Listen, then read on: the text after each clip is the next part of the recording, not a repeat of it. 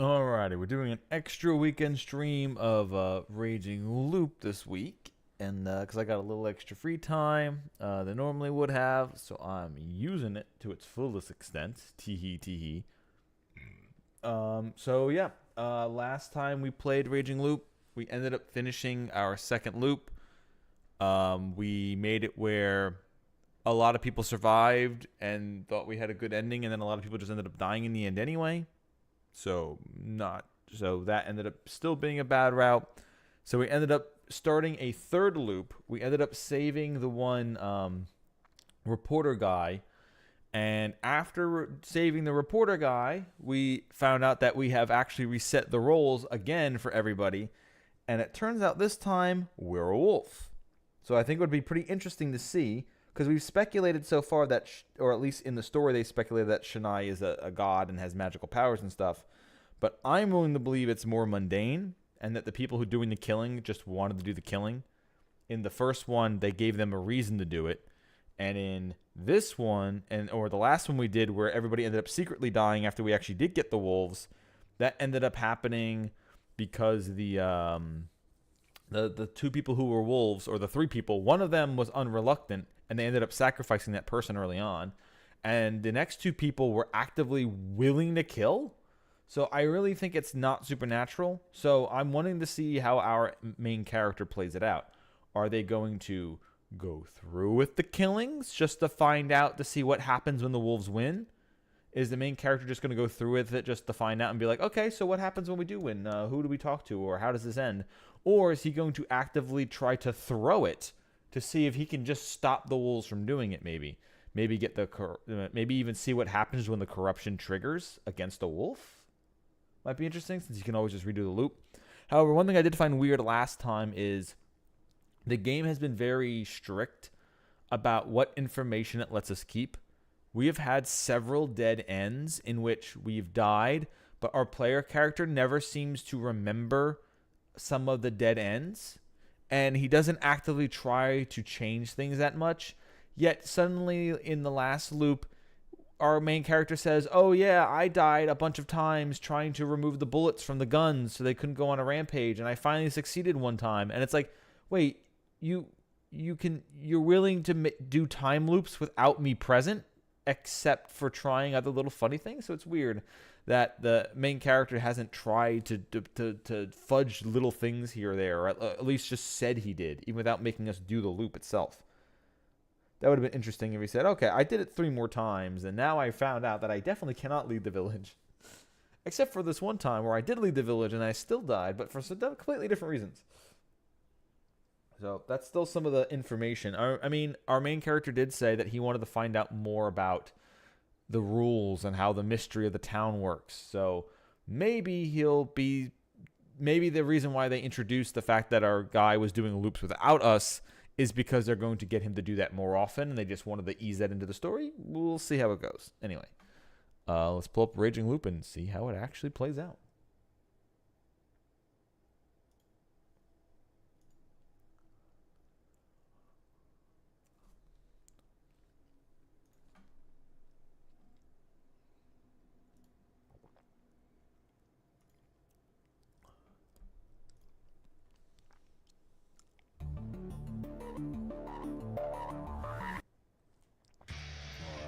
Let us start back off.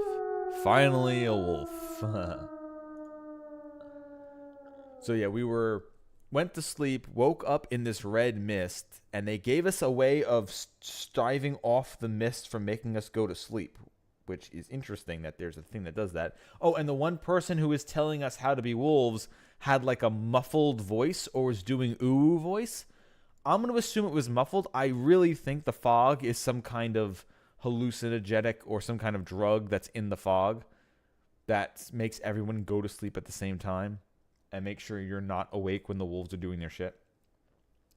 That way, other people can also mess around while the wolves are there, let alone just the wolves. But we'll see how it goes. Because the one doctor guy going insane and killing everyone in the town after we had successfully beaten the game makes me think that I've already been thinking it, but there's definitely more bullshit going on. Because suddenly everybody who survived the game was murdered somehow. which makes me think that the whole point of the killing game is to get a lot of people killed. Because last time, the old Wolfman and Konzo both survived the game, and they weren't randomly massacred by somebody else afterwards. They survived until the next game. So part of me thinks that the whole point of this killing game is just to wipe out a certain amount of people in the town. And if that doesn't happen, they do it some other way. I'm not sure if they're doing it for some kind of magical purpose or what's the reason for them to fuck around the long route. But like I said, we'll see. Anyway, here we go. Speculation done. Story begins again. My body hurt. It's just Thanos. He's like, just snap him away. It's perfectly balanced as everything should be. We need exactly 2 people left in town, all right? No more, no less. The familiar sensation made me open up my eyes slightly. I saw the bright but shabby inside of the prefab. Through the dirty curtainless window, I saw the mist outside. This was reality, wasn't it? I lifted my upper body, turned a bit, moved my head, pinched my cheek. It all felt real. Then tried to stand, and I could. Looking at my phone, which was about to run out since the place had no electricity, I saw the correct date and that it was 8 o'clock. I slept in pretty late. Remembering something, I lifted the bottom of my shirt and looked at my stomach. What I saw made me freeze. The Lord of the Hunt, the Wolf, slay all the Yamabito, cleanse and purify, or die. So, once again, that's what makes me think that there's something else going on, because it says, slay the Yamabito, cleanse and purify, or die. So, it is saying it wants all the Yamabito, slay all the Yamabito. That's why I think if the wolves don't do their job, that's why what's-his-name murdered them, because they're going to get you to murder the people in the town anyway for some reason. It's meant to make it so the wolves win, and if they don't, they set it up where everyone dies anyway, assumably. Or at least only 2 people live. It wasn't a dream. Or was it? Cleanse, purify, dream. At first, we thought the people of Kamafujiyoshi just made it up to make fun of us. But we found out it was true when we became blessed by Shinai-sama himself. On the day Oji-chan died, he showed up in my dreams and told me about it. Great Lord Shinai told a real story through dreams, making the people of Yasumizu change drastically. They went from those who hunted wolves to those who hunted humans. It wasn't clear which side was right. I didn't even know if there was a right side to this. But I didn't feel much. I didn't get any sort of hatred for the humans or motivation for the kill. The first time, Yasunaga-kun, Tei-san, and Haru-chan all had some sort of cold, calm anger towards the humans. Last time, Kemi had said that it was intent on killing me from the start. As for Mochi, my first impression of him was weird but harmless kid, and that somehow became insane killer. We had our reasons for doing what we did, and we had to keep doing it until the end. So stop it with the questions. They're pain. However, she also said that she was struggling, and it didn't sound like it had anything to do with what she wanted. Regardless of what you were like before, you became a wolf by getting the wolf as your guardian. What was Mamiya-san like in that regard? She had worked as a wolf, but that was easier than just to survive or because she was urged by Kemi. There's no zeal or loyalty there, so she ended up being silenced. That meant that the real story only worked on the people of Yasumizu. That was the only way things made sense. But if that dreamlike experience was true, then this time the wolves were Haru-chan, Kaori, and I, right? I had seen them in the mist, and red light. They certainly didn't look right. I wasn't sure if I was actually a matter of sanity, but they just accepted the event as natural. A change born from the real story, an event set up from the start. No. I also had to consider the possibility that it was just a dream, and that me being chosen as a wolf had nothing to do with it. I still couldn't be sure if they were other wolves. I absolutely couldn't just go to the dining hall and ask them if they were. I had to wait until tonight. Suddenly, Musashi, you okay? Haruki-san! Haruki-san, are you alive? Haruki-san! Someone knocked on my door. I quickly wiped off the bloody guardian mark on my stomach. It was dry, so it came off easily. I washed my hands in the bucket and unlocked the door. You're okay. Haruki-san, I'm so glad. I saw Takumi-san armed with a farming tool, and Kemi, who was so happy about my survival, she had tears in her eyes. The fact that she was the same person as that vicious mass murderer made it difficult to be happy about this development. If this was an act, this reminded me that she herself had told me I had a bad eye for women. Without any of that, she really did seem like nothing but a gentle, cute young woman. We carefully walked through the mist. The mist actually came. I heard it's a bad sign, is it? How much have you heard exactly? That someone always dies when it comes? Who the hell told you that to a damn newcomer? That aside, did someone die? No.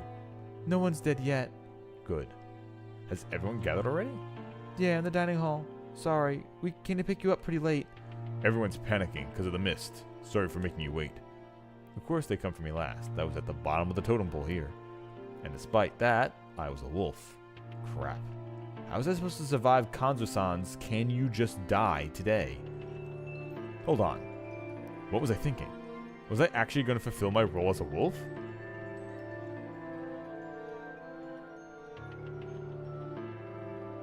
I would actually create those awful piles of corpses? I didn't want to do that. It wasn't beholden to some weird legend. There was no need for me to play along with this insanity. Honestly, I could just reveal who the wolves were on the first day. That'd get the sacrifices minimal, and no.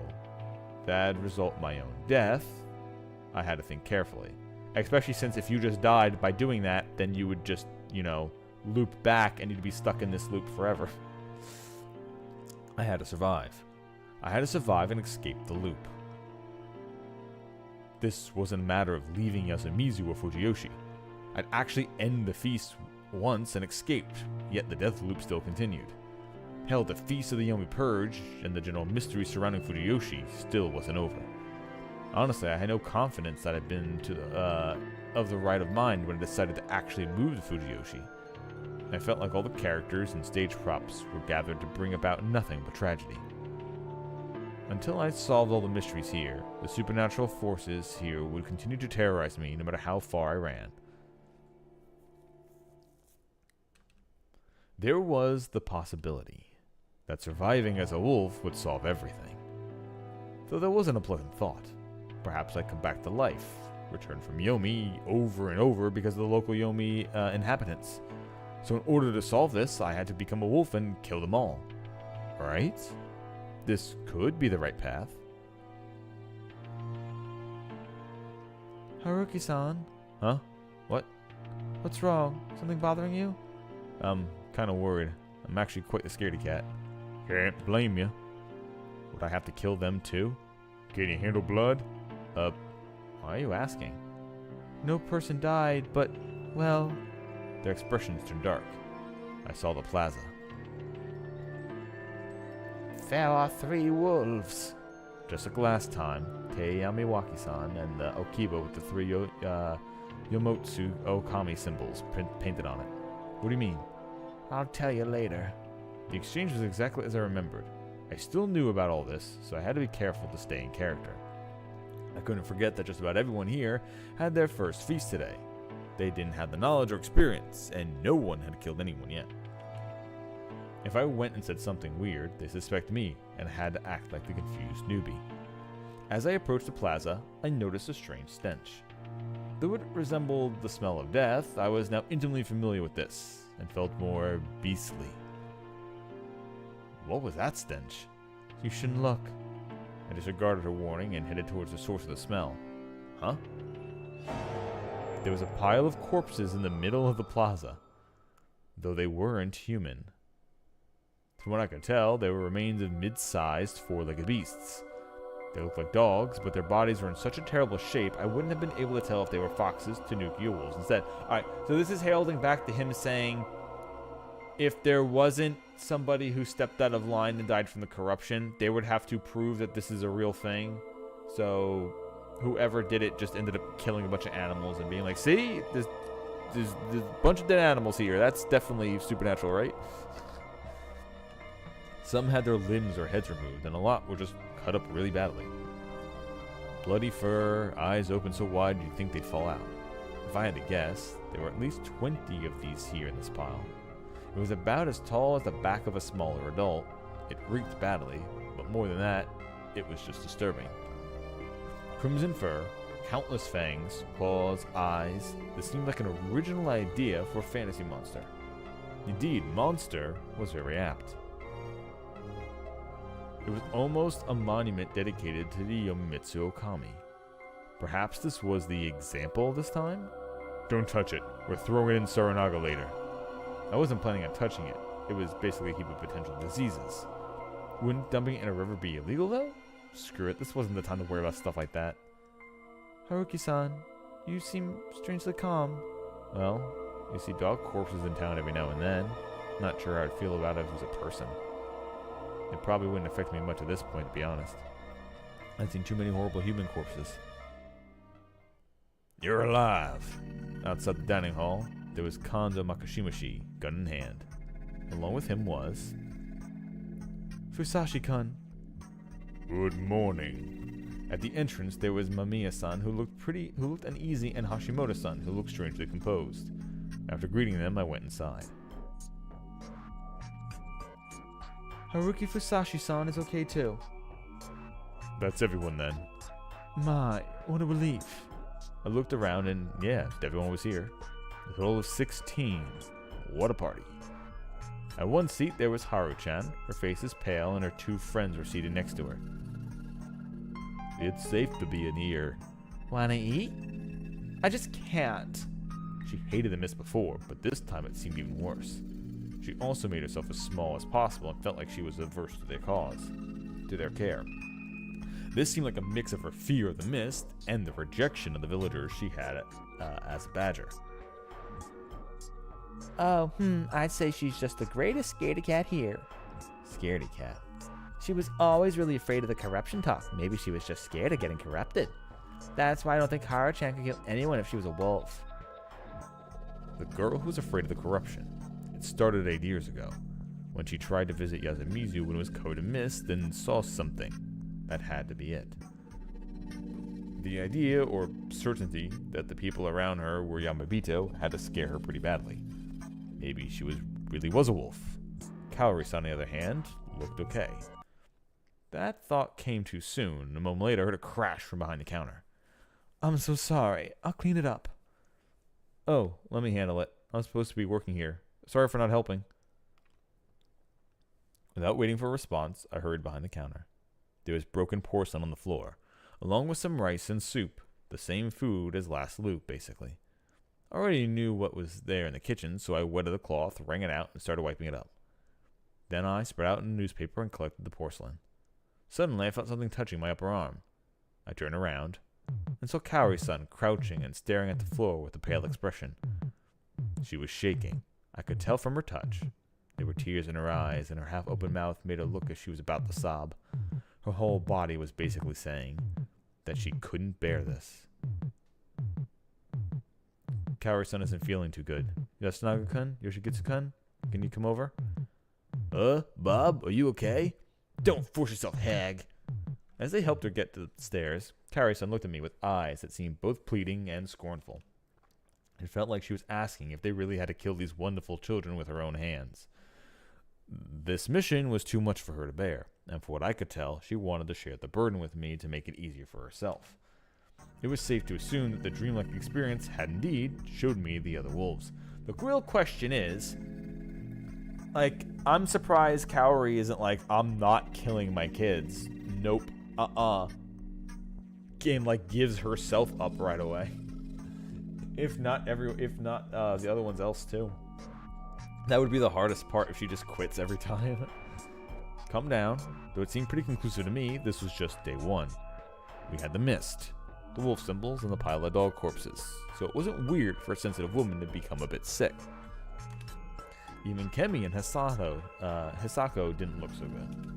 The only ones who were clearly okay were Rikaku-san, who looked like a no mask of the time, and Miko, who probably had her eyes hidden.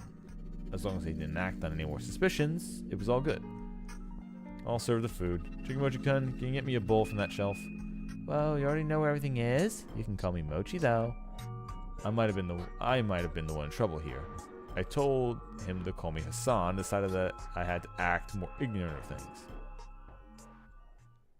After we ate, I pretended to be busy in the kitchen. Kemen and Rikaku-san looked like they wanted to talk, but I avoided them because I felt like I might accidentally spill the beans to them. Of course, we had to wait until Takumi-san and the Oribe brothers cleaned up the plaza. Then I had tons of things to wash. Last time, the feast began about 9, but now that Kaori-san had gone to bed for a second time, it'd have to happen later. It didn't show any signs of starting even at noon, so we had lunch. We gotta use the shishi. I'll cut it up. You can't boil rice in a kettle? Screw it, I'll do it. I got some unexpected help, so I ended up having only to cut up the veggies and add spice.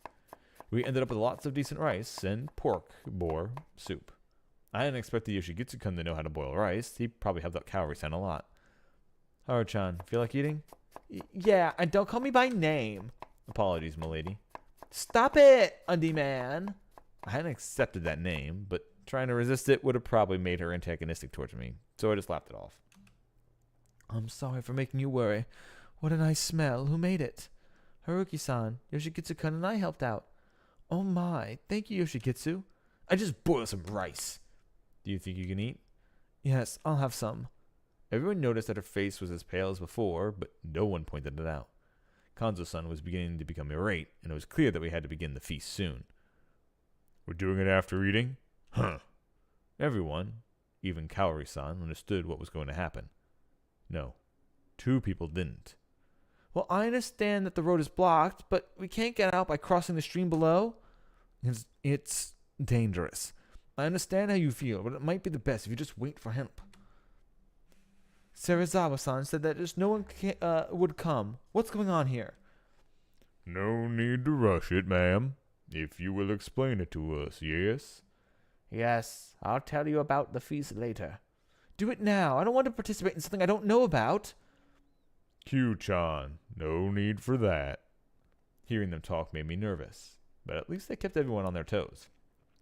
Or was that a bad thing for us wolves? The only thing the humans could do against the wolves was lynch, so we had to keep their motivation to do that to a minimum. At the very least, that was relatively easy today when no one had died so far. Kanzo Makashimashi would definitely insist we hang someone, and I had to somehow shoot him down. Of course, I had to avoid standing out in a way that would affect my chances further down the line. It's time. Go to the hall. We all lined up, and the eldest went in first. They joined their hands and hid their faces. It was a unique sight, and once again I copied them. Like last time, I ended up at the lower end of the group, but the complete outsiders were below even me. Is this really okay with you? I'd be in the way if I wasn't at end of the group, right? I couldn't give a strong argument, so I just gave him a light, in response. Tei-san declared the start of the feast, and Rikaku-san handed out some divine sake. Aren't you driving? Won't be for a while. Hashimoto-san drank 3 full cups without anyone arguing with him to, and Mamiya-san griped that he was drinking too much. He'd also had 3 more helpings of lunch. It was appropriate for someone his size, so I haven't even commented on it. With him being the first to drink, the rest of us were a bit taken aback. Then Tei-san explained the legend and the feast.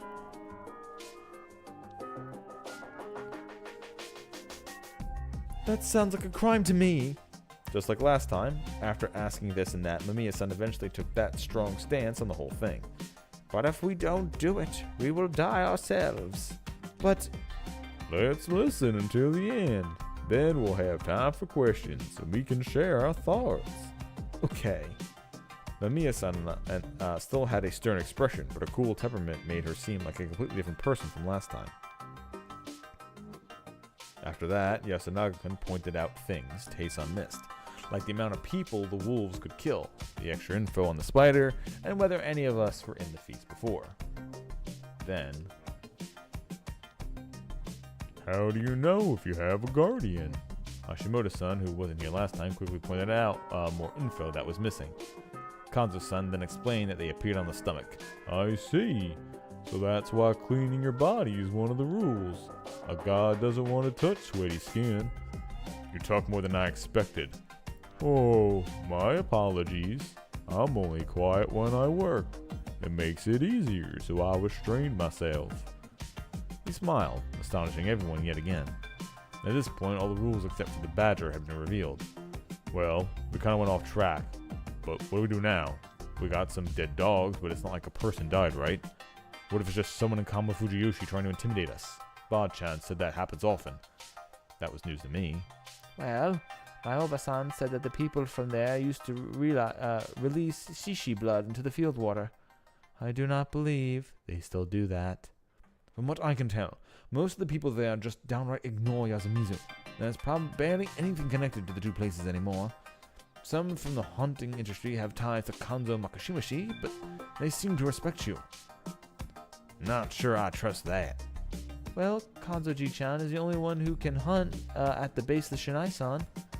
That was some interesting info. Anyway, good point. The only one still trying to do something bad to Yasumizu are school children and the village heads. Again with the unfair mislining. The village heads are far too busy for that. Unfair? The whole mountain festival seems to be one big Yasumizu bullying event that I could even take them to count and win over. By the way, Chikamochi, What?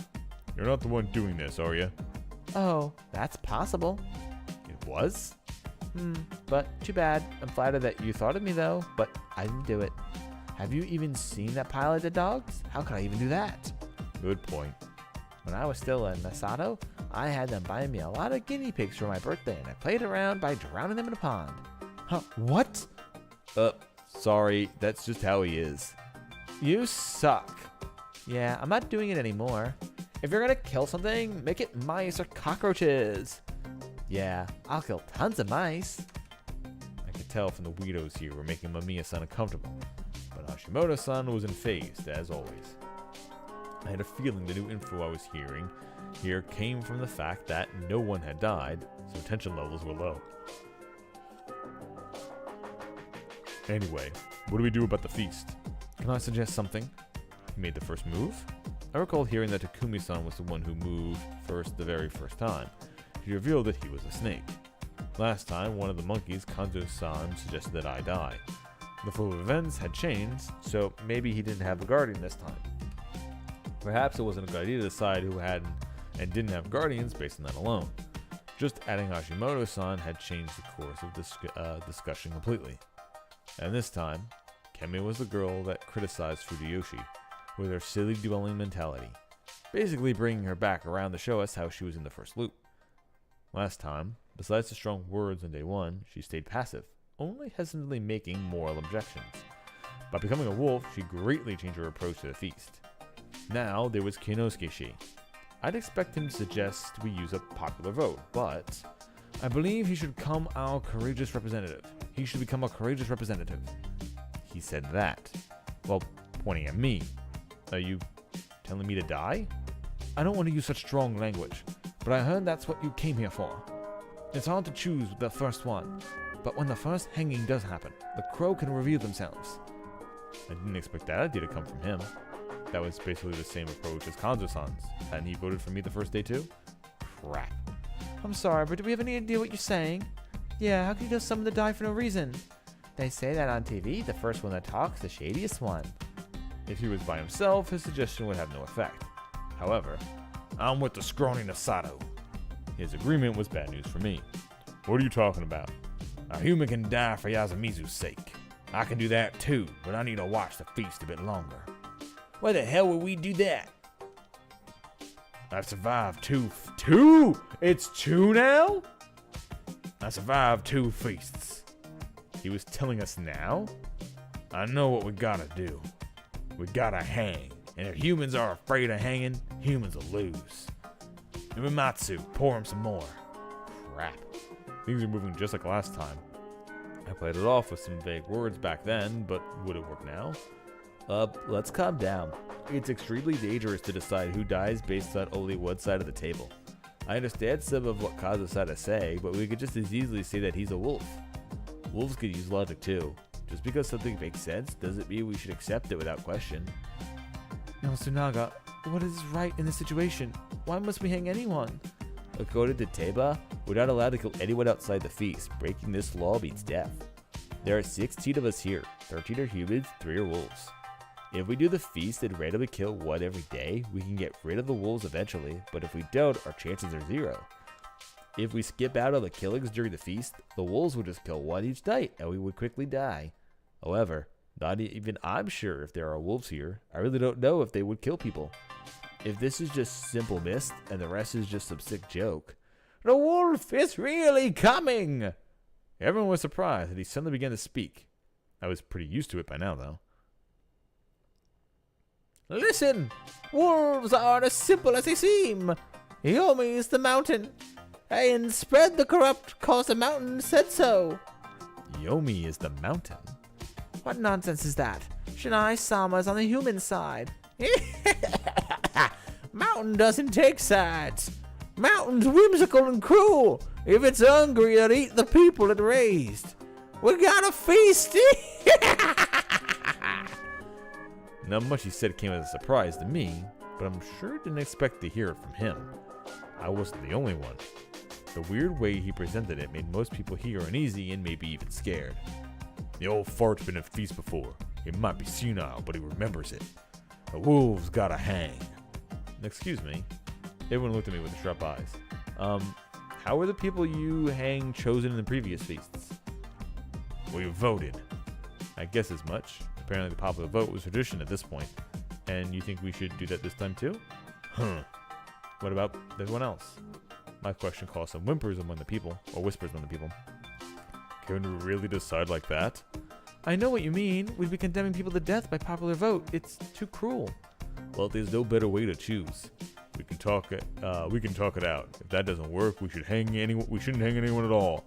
You think we should reach a consensus like that? There's no way the potential victim would agree. All right, anyone who volunteers to die for us, raise your hand. Kimmy had used this to gain everyone's trust. Ikako-san had used it to convey to me that Miko had a guardian. Basically, it was just pure strategy. If they didn't need to take the risk this time, they simply wouldn't do it. That meant that it was likely that Miko didn't have a guardian this time. What was I to do here? I thought for a moment and concluded that if I raised my hand here, everyone would gladly hang me. No matter how kind-natured and reasonable they try to appear, they actually didn't care much about me. Kemi and Rikako-san would value me more than most, but there was no arguing that they favored their own. I could totally imagine them prioritizing everyone else and tearfully voting for me. Otherwise, if my fate had already been decided at that point, they would vote for someone else to send them a message or keep them on their toes. It was definitely a dangerous situation for me. It was one way that I might have been able to survive, that might have been able to save me though. I could do what I'd done last time. By sounding like I'd be an asset to them, I'll buy time for myself. And finally, reveal that I had a guardian. I'd have to make sure the real one with said guardian was gone at that point though. That meant using the time I had to find and kill them. Could I really do that though? We've got no one? You talk big, what about you though? I can't die yet. Oh, wait. Here's a warning. Those with guardians should be especially careful. What do you mean? He went on to give us a starting warning. That those with guardians should keep their status hidden. However, it was better than go against that warning when the snake or crow found a wolf or when the fake appeared, and the monkeys were an exception to that. The explanation for the monkeys was the same as last time. The thing about the snake or the crow finding a wolf as well as the appearance of a fake weren't mentioned back then. Those with guardians are likely to be targeted, so it's best for them to be quiet. But there are situations in which it's advantageous to speak up or disadvantageous to keep quiet. The prime examples of those situations are the appearances of fakes, or when someone discovered as a wolf. You sure we have fakes? No doubt about it. Yasunagi-kun went and briefly explained that wolves had to actively lie to win. He also added that humans should avoid lying as much as possible. The only ones who lied at the feast are the wolves. Making that a rule should spare us some trouble. That's what I think, Kazu-san. What about you? Everyone got it. This was the time. Kanzo-san and Yasunagi-kun spent a lot of time beginning last time fighting over the lead despite both being monkeys. With Haru-chan and Tei-san's deaths, the one in charge ended up being Takumi-san. If a calm and collected Takumi-san ended up assisting Yasunagi-kun like last time, the wolves would be at a huge disadvantage. Now if Kanzo-san ended up in charge and controlled the feast with an iron fist, the order would collapse, perhaps to our advantage. All right, so there's two weaknesses that you know of already.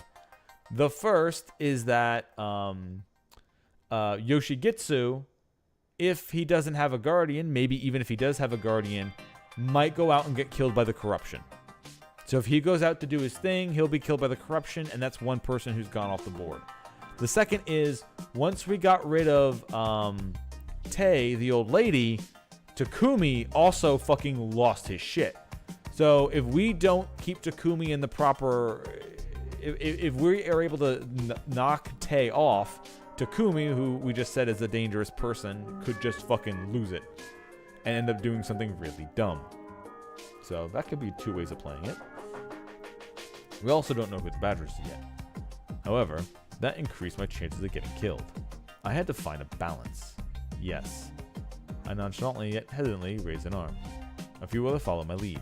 Kemi, Rikaku-san, Kaori-san, Yoshigitsu-kun, Kinosuke-shi, Takumi-san, Amamiya-san, Hashimoto-san, Mochi. I'm fine with that. He backed down. Yasunaka-kun and everyone who raised their hands amounted to 12, clear majority. His polite, calm explanation bore fruit. But was Kanzo-san the type to back down in a situation like this? But we're hanging wolves by vote. Ah, so he had conditions for this agreement. Fine by me. Talking ain't getting us anywhere. Hell, all the talking would just get us as a result as a vote, wouldn't it? Well, you have a point. Takumi-ni, what do you think? Alright.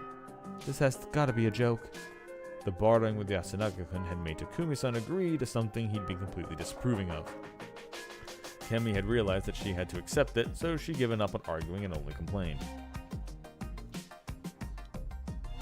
Hanzo-san had a tendency to strong-arm people, to get what he wanted, but he was good at it. So we got derailed a bit. We hanging Fusashi? Things were looking bad for me. Suddenly, I got help from where I least expected it. If you ask me, I don't believe we should hang anyone today. Today? I don't think we should do it at all. If it's a matter of kill or be killed, I would kill. His tone was calm, but his words were terrifying. I have a wife and 3 daughters waiting for me at home. Mamiya-san's eyes widened. She must have realized how serious he was. You didn't mention you that you don't intend to die. You did mention that you don't intend to die for your work. Yes, that's why I carefully listened to what everyone here said. And I think that lynching someone first would give the wolves a reason to start killing. That was a general observation that no one argued against, probably because they didn't have a good comeback. I more or less understand the rules now. Can I say something that's on my mind? Thank you. If I'm getting something wrong, you there, you seem to know how things work, so please point it out. Huh? Oh, okay. Now, in this process, at least 5 people will die. A minimum of 3 wolves and 2 humans killed at night. Yes, at least as long as the spider doesn't protect the humans. That means that someone will die tonight regardless of whether we lynch someone today. That's not wrong. But if we don't hang someone today, the feast will continue without any dead wolves. That's odd. Today's lynching is to let the crows show themselves, right? It's unlikely it would be a wolf. Would it really be effective overall? I wouldn't say it would be worthless. But imagine hearing this tomorrow. I am the crow. The one lynched yesterday, Fusashi-san, was a human. Now, even if it turns out he was a wolf, we would believe the crow just because no other crow spoke up against them? What would happen then? You would have 14 humans and 2 wolves. The chance of getting a wolf would drop from about 19% to about 14%. From what I see, the end game would be after some people have died, regardless if that happens sooner or later. So, I'm not sure if we should lynch anyone today without any evidence. Well, you might have a point. That's sophistry. We humans can't win if we don't hang anyone. Yes, but believe that it's worth waiting for just one day. If we lynch someone today, the wolves would realize that they really would get killed, effectively justifying their killings. Now, If they strike first, the humans could unite and avenge the victim. I'll say it again. Someone will definitely die tonight, regardless if we lynch someone or not. That is, assuming the wolves are serious about this.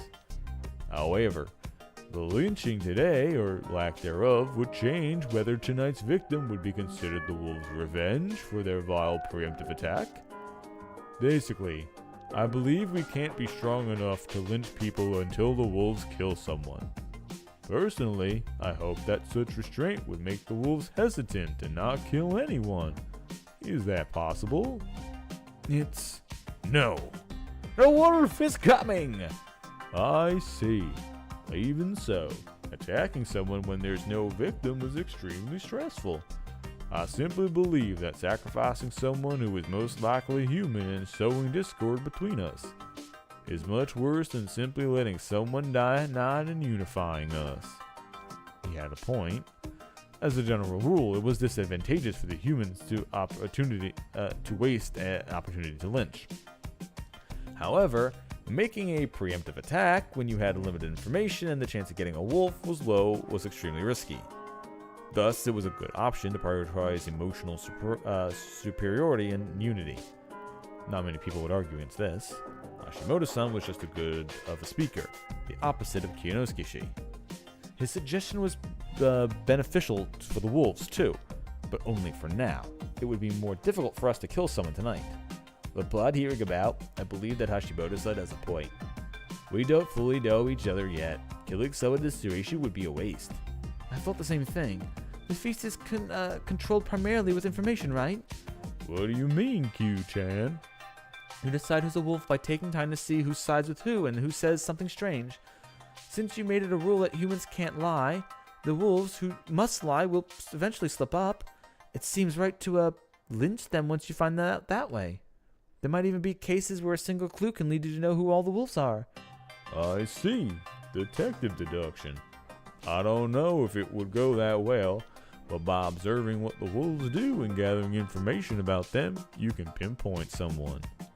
And eventually, even avoid having to lynch someone, letting us catch up to them. And it's not like we won't learn anything today. The snake will surely find out whether someone is a human or wolf. That's true. Maybe it's best to skip this day to avoid accidentally killing the snake. He presented the likely disadvantages that could emerge and provided ways to turn them around. It was really effective. Most here didn't want to kill anyone yet, but had to balance out the pros and cons of doing so. If they were told that the negatives could be made up for, they had no reason not to cling to that. Crap, I fell silent. Silent people were considered to be passive accomplices to the wolves. I had to say something. That does seem effective. There's also another thing to keep in mind. What would that be? The wolves would definitely prioritize killing the ones with guardians, right? But if we lynch someone today, you would lower the amount of options for them to choose from. Now, if the potential victim of the lynching ended up being one with a guardian, they would have no choice but to reveal it. Since humans can't lie and wolves know each other, they would instantly know if one claiming to have a guardian was telling the truth. But at this point, there is no benefit for those with guardians to come out. None of them have used their powers to gain any info. And they would only die to the wolves. Yes. That is true. Of course, it's not likely you would land a guardian, but if you hang humans, you would also lower the number of targets for the wolves. There are currently 13 non-wolves, and taking one away would leave 12. The wolves would choose one of them. And lower the number, the higher the chance that they hit one with a guardian. Love started to think that hanging out the first day does more harm than good. I actually thought that this way of handling the wolves was good for the humans. From what I could tell, Kaori-san and Haru-chan would be found out sooner or later. I had my looping and was generally a scumbag. Admits it.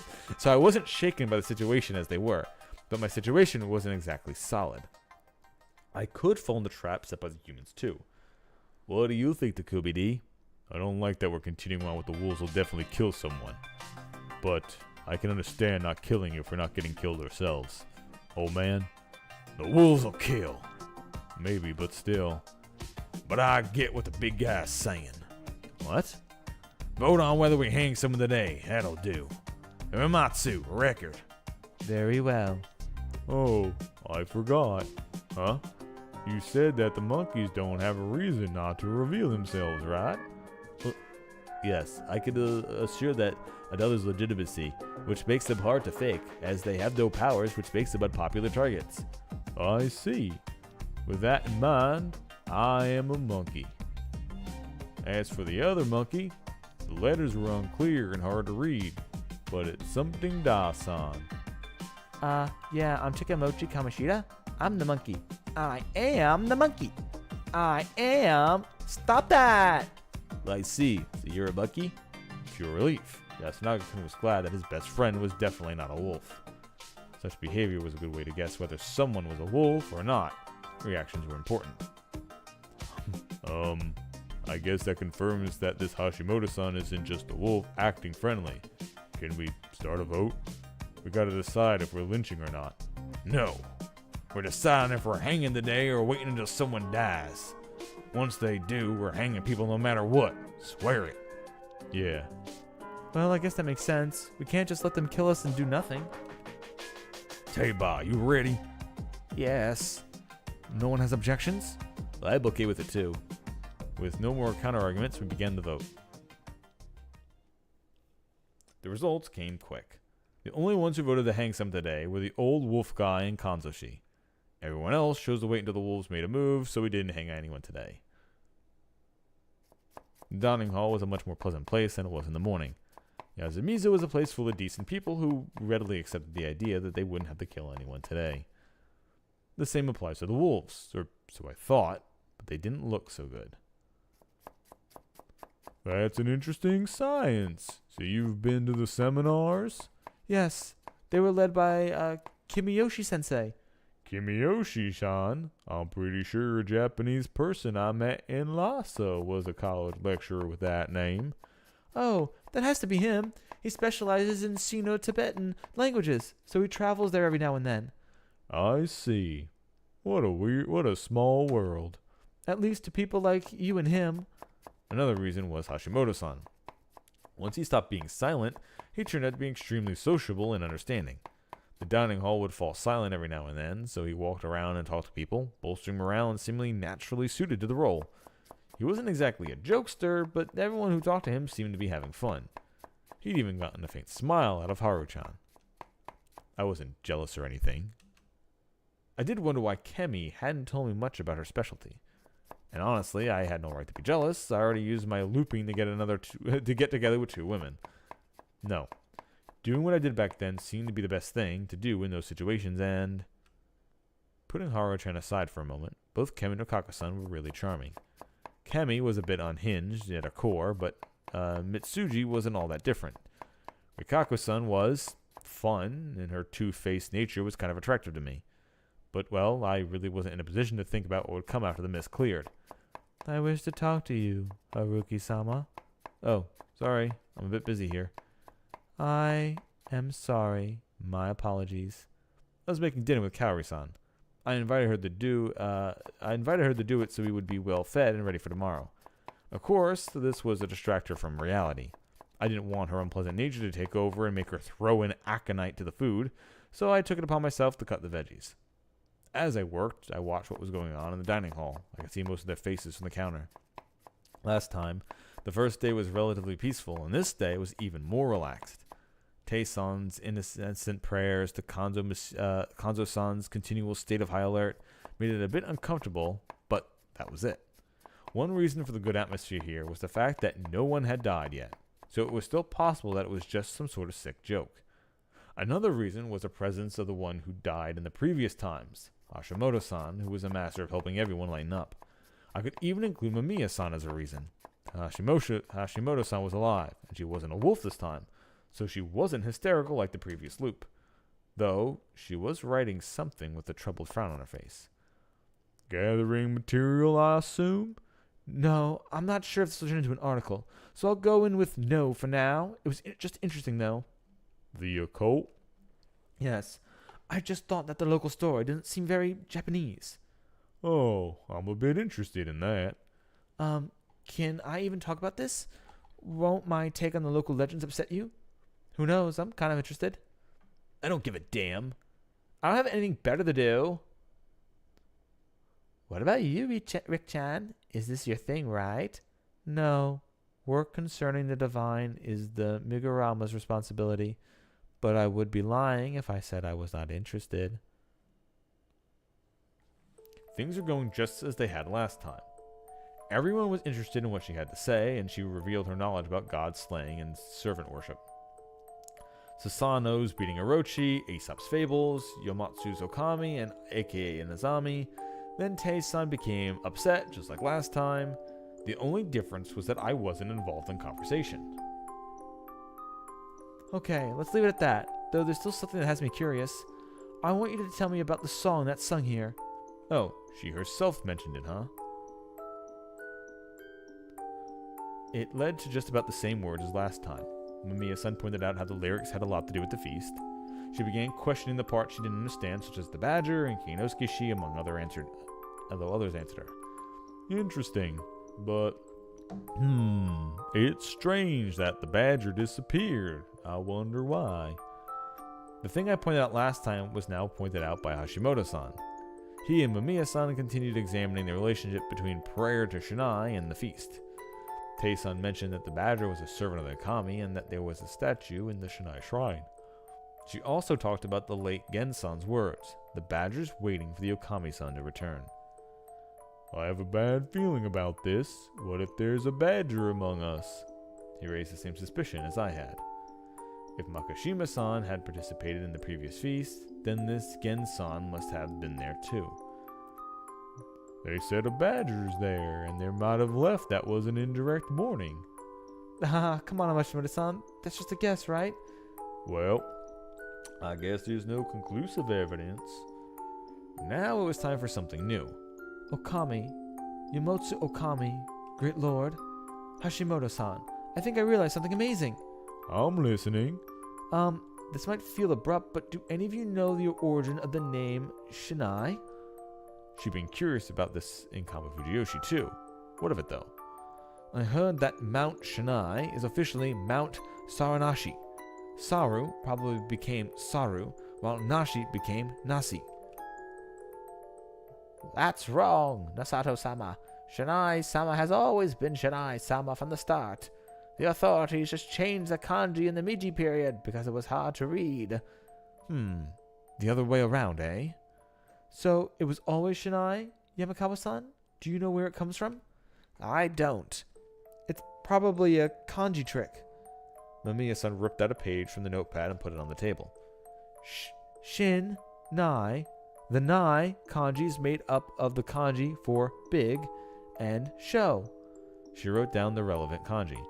When you switch them around, it's the big show. It's the big show. Oh, it's professional wrestling time. Okay. She then wrote down the kanji for big, then show to the right of it, and shin to the right. The result was, to the left side of the kanji for God, there's a radical for show, and it's even more obvious from this old. That means the result is Okami, great Lord, great God. Shinai-sama equals Okami-sama. Isn't that the intention? What? Pure nonsense! Tei-san shouted hysterically. You could hear in her voice that she was shaken up. Of course she would be. According to the Yasumitsu legend, the humans and servants killed the wolves, the Okami-sama. However, it reinforced my theory. I had lots of clues that led me to think that Okami and the Great Lord Shinai were one and the same. His use of the corruption was one thing. Another thing was the fact that he was neutral in the battle between humans and wolves, or Yamabito and wolves. Yet another thing that was the local outlook of life and death.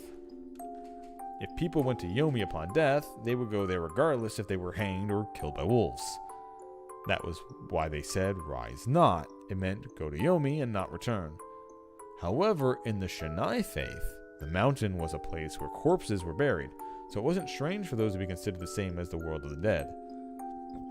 Anyway, Inazami lost her life after birthing many gods, and after a lot of trouble ended up becoming the goddess in control of the Nei no Kuni. Nei no Kuni? Another name for Yomi, the underworld. There's also Ni no Katsukuni. Some say it's somewhere beyond the sea, while others think that Nei no Kuni is just a place within Yomi. Maybe I was reading into it too deeply, but Ni no Kuni, Country of Roots, gave me an image of an underground and tree-covered mountain. Wait. Sure, that's not a stretch. What's the point of hiding the great god inside Okami anyway? Maybe they did it so there wouldn't be any confusion with the Umiwa shrine, or maybe they warped it to incorporate the Shinto, or maybe they needed to hide the faith. Hide the faith? They could have been in a situation where they couldn't worship the Okami-sama in public, so they had to hide it. They might have protected the faith by making it change shape, like how during the Edo ban on Christianity, early Japanese Christians worshiped Maria Kannon instead. It's also not unusual for a god's main servant to be confused with the god himself. This might not sit well with some of you, but legends and myths can change, not just through borrowing aspects of the legends and myths, but also through political events. There was a time when myths and government were closely tied, so myths had a chance whenever the politics did. If settlements emerged, their gods would marry, while gods of places annexed to war would become the conqueror's gods, servants, or demons. Or maybe they'd emerge separate gods in the one, and people shaped them according to the power balances of the day. That's why powerful gods and devils have many other names, forms, and invocations. They are remnants from long-forgotten faiths. The legends and myths that have lived to this day survive through countless such changes. Of course, they would have come to contradictions. With that in mind, if you look at it from that perspective, the meaning of prayer to Shinai changes a lot. Though I don't know the truth of it, of course. After all, the song doesn't mention anything about wolves or guardians being opposed to each other. That was true.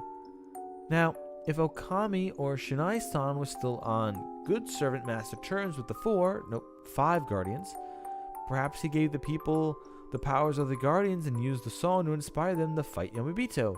In other words, among themselves. She went that far? With this audience? Apologies, but hearing that is not pleasant in the least. Exactly. I don't like how you talk. I don't like how you know more than us. You talk like you know more than us. Naturally, Rikaku-san and Tei-san had something to say to that. Oh, are we truly sorry? We are inquiring into these legends and myths because they seem credible. If they didn't, we wouldn't have participated in this and instead insisted on leaving and calling the police. That's kind of what I'm doing right now. I'd say you're half trustworthy, Serizawa-san. No one here is actually suspicious yet.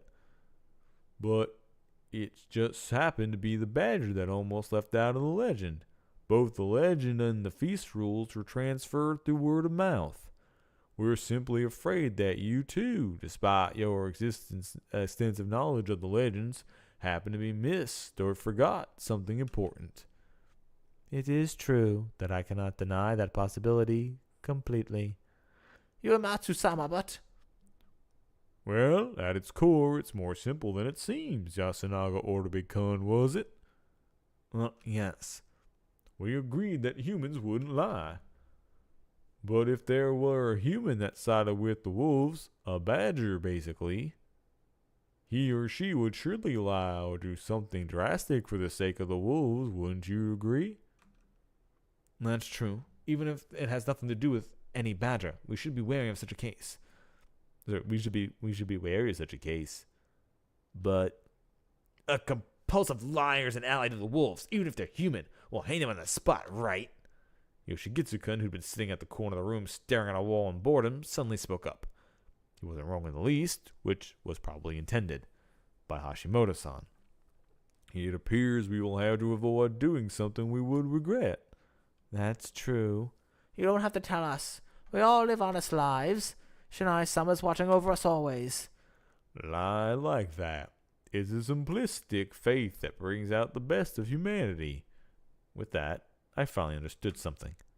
Yudai Hashimoto was the same type of person as me. He controlled people through speech and manipulated their emotions through words and put himself in an advantageous position. The difference between us was that his conscious presence and persuasiveness were far above mine. And he was a human, an enemy to us wolves. Haru-chan was the seat near Yasunaga-kun and Mochi's not saying a word. Pretending to pick something up from the counter, I crouched down and looked at Kaori-san. With her back to everyone, she cut veggies, and although her expression wasn't as bad as before, it was still full of anguish and unease. Time passed by as everyone chatted, ate a larger dinner than ever before, chatted a bit more, and then split up. The only notable thing was the moment when Mamiya-san tried to ask Kanzo-san about the previous feast. Hashimoto-san stopped her, though. I noticed Haru-chan make a face, and a part of that was relieved by that. The previous feast took her parents, and it was the time that she went into the mist and lived to tell the tale. It had been bad if she had gone crazy again. Hashimoto-san seemed to have noticed that possibility, so he stopped Mamiya-san to prevent it. Was it really good to help him survive? Part of me actually believed that, sure, without him, I'd been a human and survived the feast, but it didn't solve anything. Becoming a wolf and making an enemy out of him was just an unfortunate side effect that came with letting him live, and I just had to accept that. After dinner, right when everyone was preparing to split up, Hashimoto-san whispered something to Takumi-san. Takumi-san's expression suddenly turned serious. Hey, guys, listen up. Apparently, Hashimoto-san had told him to say something, and Takumi-san did exactly that. We didn't hang anyone today. That's why, even if there were wolves among us. Wow, sus. I want to believe that they won't kill anyone tonight. If that happens, we won't have to hang anyone tomorrow either. That ain't happening. Maybe you're right. But if it does happen, it means that one of us here will be gone for good. These will be your final moments together. Keep that in mind, and tell them everything you have to. You have less regrets that way. The bright mood suddenly changed. The mood turned heavy as everyone exchanged handshakes and gave their thanks to each other. Kemi, Haru, Yoshigitsu became very teary-eyed, and Kaori-san said these words to her sons. If I'm gone tomorrow, live strong, you two. She was a wolf, but her words were so honest that they both listened without a word.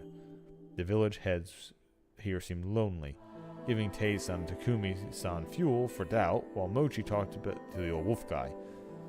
It was a moment when the relationships became very clear. Oji-chan? One particularly impactful moment was when Haru-chan approached her lonely-looking grandfather. Her eyes were still red from her goodbyes with Yasunaga-kun and Mochi. Oji-chan, if I don't wake up tomorrow... Ain't happening. For a moment, it looked like he knew what she was, but then... No way! You yourself said the wolves will kill. Are you trying to be nice to me by lying to me alone? Kanzo-san didn't know how to respond. A rarity for him. I don't need that, so just listen. If I die, try not to drink too much, even if I'm not here. Haru. Kanzo-san slowly extended his hand to her, but it was too late. Haru-chan had already turned around. A grandfather and granddaughter, both awkward beyond belief. After watching their exchange, I was actually relieved that Haru-chan didn't say anything she shouldn't have, which made me question my own humanity again. Yasunaga-kun must have been in a similar state of mind the first time. Feeling sympathy for the first wolf I'd encountered, I gave Kemi, who was approached to give her goodbyes to me, some half-hearted nice words. I'd done the same for Rikaku-san, who'd finished the exchange with a silent but resolute farewell. I'll forgive you for what's happened during the day. Don't want to leave any regrets floating around if we don't meet tomorrow, huh? Yeah. That was that with Haru-chan. The disgrace on my name was cleared, and she now neither disliked or liked me. Sorry for taking your time. Good night, people. Takumi-san nonchalantly concluded the event. Everyone silently began leaving the dining hall. I hope you come back too, Fusashi-san. We were alone in the dining hall after cleanup, so I had no reason to stay behind. I didn't sense anyone in the mist, but that was because I just couldn't,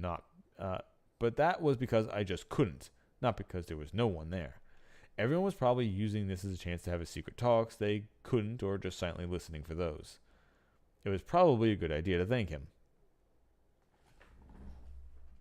I heard someone's voices near the stairs to the dorm. All right, I'm going to turn on some lights, get a drink, and I'll be right back.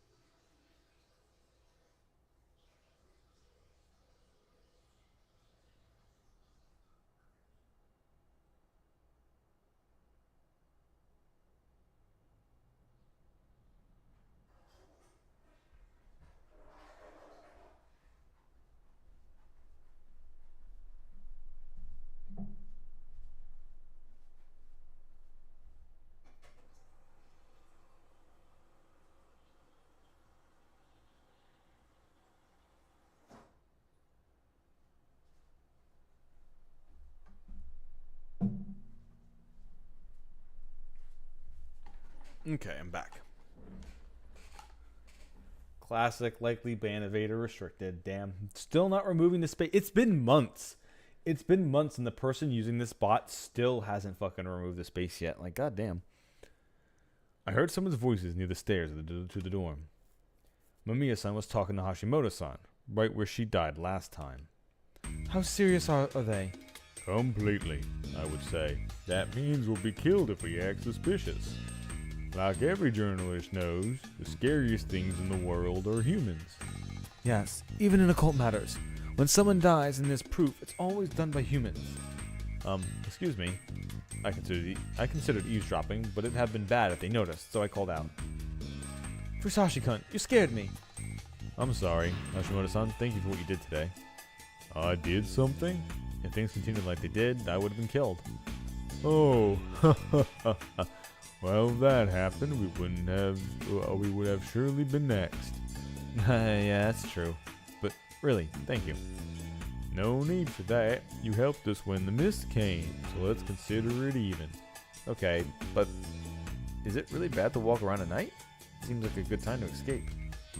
I suggested that too. I don't think it's a good idea.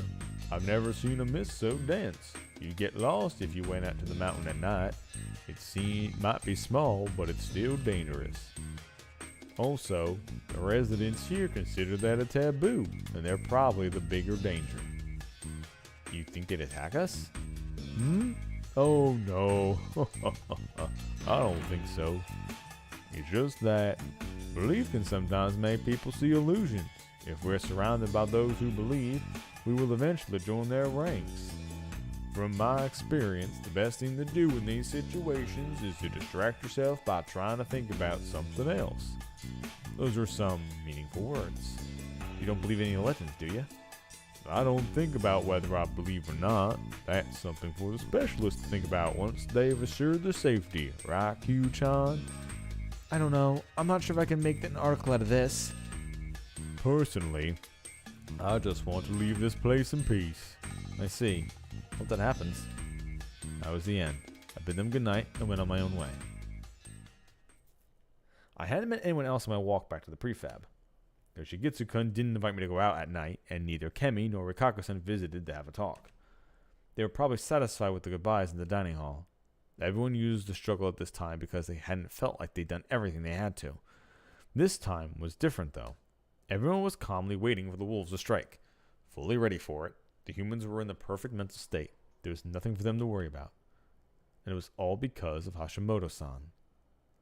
Then there was the exchange just now. Oh, well, if that happened, we would have surely been next. To me, that sounded like I didn't do it for your sake. No need for that. You helped us and the mist came, so let's consider it even. And that was like, you sure helped us at a strange time, huh? He seemed reasonably suspicious of me. Was I just overthinking it? No. That would be overly optimistic. It was clear to me that he'd made it past the first day better than anyone so far, even myself. If he was that talented, he must have already analyzed the situation and noticed that something was strange. They happened to have their tires burst, then be given rooms and gotten caught at the feast. It was clearly orchestrated, and I was the only one who stood out as a suspect. I'd been chosen by a village head, joined them in their van, and actively gave them a place to sleep. The situation was made even worse by the fact that they were right, and that I was a wolf. Since I couldn't mention the looping, I really couldn't say that I was their savior. Not only that, but he was the monkey. He'd secured a good role and relationship with the others, and had a surprisingly keen eye in mind. He'd have been an extremely reliable ally. I really appreciated it when he was presented the idea that we shouldn't hang anyone today. After all, at that moment, just like Kanzo-san, I thought about not hanging anyone was foolish. Thus, I thought that he was foolish too. But now, because of his idea, everyone became somewhat ready to accept someone's death, and to unify to defeat the wolves responsible. He'd also succeeded in preventing the lynching way smoother than I. I could only create a stalemate, which he actually talked the people into voting on against hanging. Kanzo-san didn't want to look like he broke, so he didn't change his opinion, but he was still pretty accepting of the idea to not hang anyone. Hashimoto-san did it with great finesse, and it was something I couldn't do. We'd eventually find out if that was a good thing or not. Or rather, they decide based on what the wolves did today. However, I already felt like I was falling behind him. Would I really have to defeat him? There was Mamiya-san too. She was way more stable and smart than last time. The way she pointed out that Shinai was probably Okami, or a great god, showed that she would be extremely useful in finding out the truth. She also noticed and mentioned the badger without my help. She probably noticed it last time too, but hadn't mentioned it because she was a wolf. This time, with Hashimoto-san's suggestions, they'd appreciate that they would hang all liars, regardless if they were wolves or the badger. That was a smart move. It kept the humans from lying just for the sake of it, and counted the badger whether it existed or not. It was a pretty balanced pair. Mamiya-san was blunt and straightforward, while Hashimoto-san greatly reproved her and provided only the best solutions. They were a much better team than I expected, and the fact that they were enemies was pretty bad for us. As a wolf, I had to consider the other humans too, especially the Orbe brothers. After all, their mother, the demon who tried to kill everyone and swallowed her last words for their sake, was a wolf this time. If I didn't go about this right way, I would be the one to die. Haruchan probably wouldn't want to kill Yasunaga-kun or Mochi either. Kazu-san was her family too, but I wasn't sure about their relationship, still I didn't think she'd want to kill him. And finally, could I really kill Kemi and Rikako? Though it was all made void by the looping, they liked me and I liked them. Would I really whisper sweet nothings to them during the day, only to kill them at night? I didn't want to do that. That thought was my last before my consciousness faded. Huh? I jumped up, throwing the blanket to the side. Why was I asleep? Didn't I have something to do as a wolf? I could feel myself turn pale as I realized I just made a huge mistake. But the next moment, I noticed something that terrified me in a whole different way. There was something next to my legs. Huh? Unable to understand what it was, I've let fear take control and pathetically backed away. Nothing was happening. I reached in my bag and took out a flashlight I got from the convenience store and turned it on. What the hell was all this? It looked like the parts of a costume, particularly the kind used in action hero shows. No, that didn't seem right either. It was like some traditional ritual clothing. Bracers, tabi, straw zori, a faded kimono, and a hakama. All of it smelled awful, like a half-dried laundry being boiled. There was something that stood out more than the rest. It was a kimono underskirt, with some blurry sutra-like text on it. There was another piece of cloth with similar text on it, and it was connected to something weird. Oh, was this a mask? A noble gift we giveth you. Ye shall wear this and cleanse yourself. Right. That thing had told us to wear this, and we were supposed to put this on and cleanse ourselves. The bad smell made me really apprehensive. Didn't they have the order wrong? Didn't cleansing come before putting on some sacred clothing? That reminded me that I hadn't cleansed myself before sleeping. Wasn't that bad? Remembering the situation, I checked my time again. The phone I charged with a battery showed that it was 10 o'clock. Great Lord Shinai had momentarily put me to sleep to bring me this thing here. What if I hadn't woken up? Man, they were really treading a fine line here, that aside. I was basically being told to put this on and go outside. I gathered my resolve.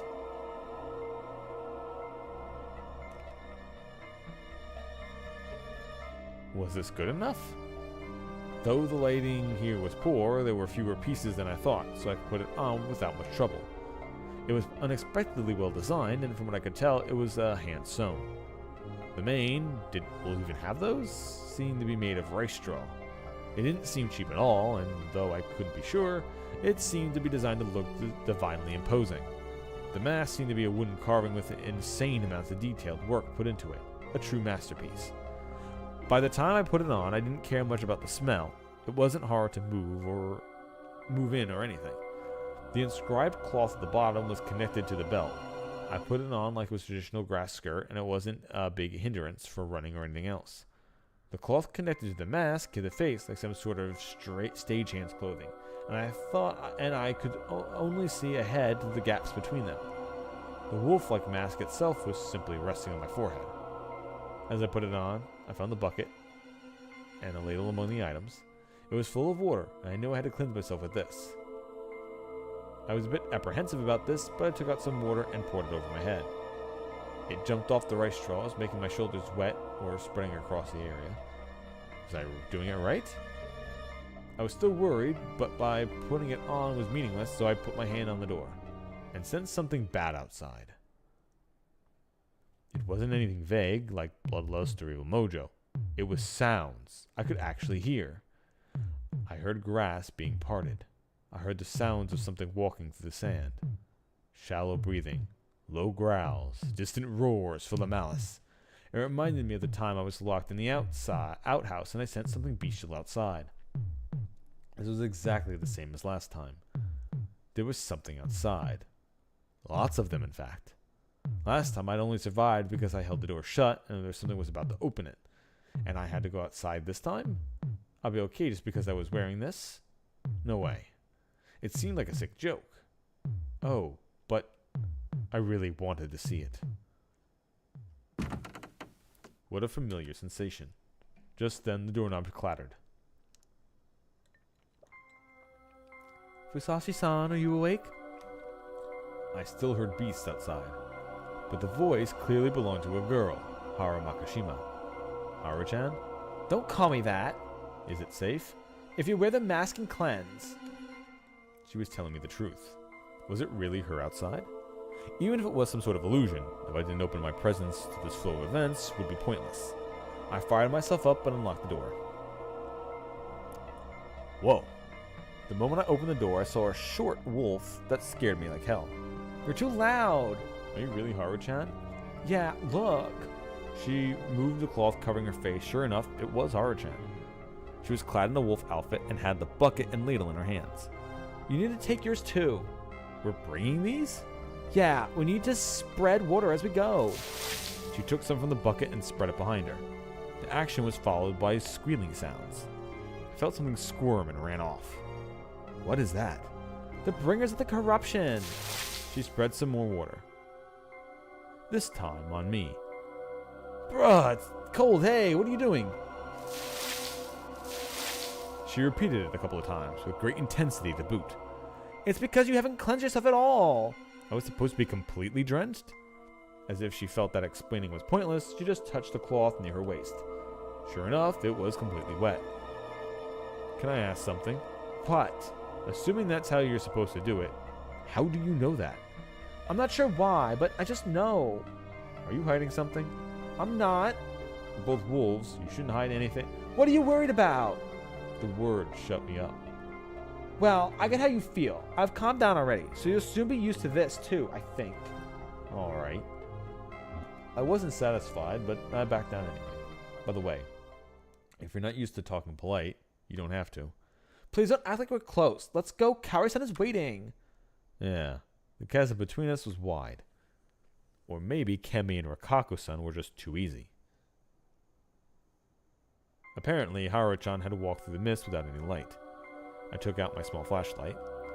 What's that? It's so cool! And was met with a weird reaction. You can have it. I have another one. I prepared them in case I ended up running away with someone at night.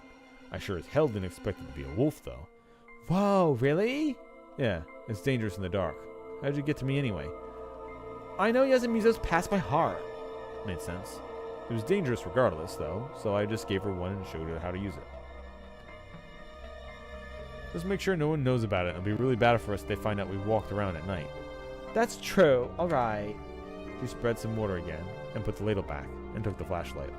You spread the water now. She led me through the dark path. I could barely see anything, but I did sense something bestial in the darkness. It was clearly hostile towards us, and several of them were surrounding us from a distance. However, they didn't come any closer. They also backed away if I spread some water. The flashlight could barely make it through the mist, so it didn't help me see anything in the distance. It was pretty useless, to be honest, but Haru-chan seemed to like it. She also swung it around like a sword, or rather lightsaber. What were these bringers of the corruption anyway? Actual Japanese wolves, perhaps? Every now and then I saw eyes light up in the mist. Besides that, I also heard growls and the sounds of something stepping in the sand. Dogs, right? It had to be it. Yasumizu was completely full of dogs right now. That expression made it seem adorable. But, seriously? No way.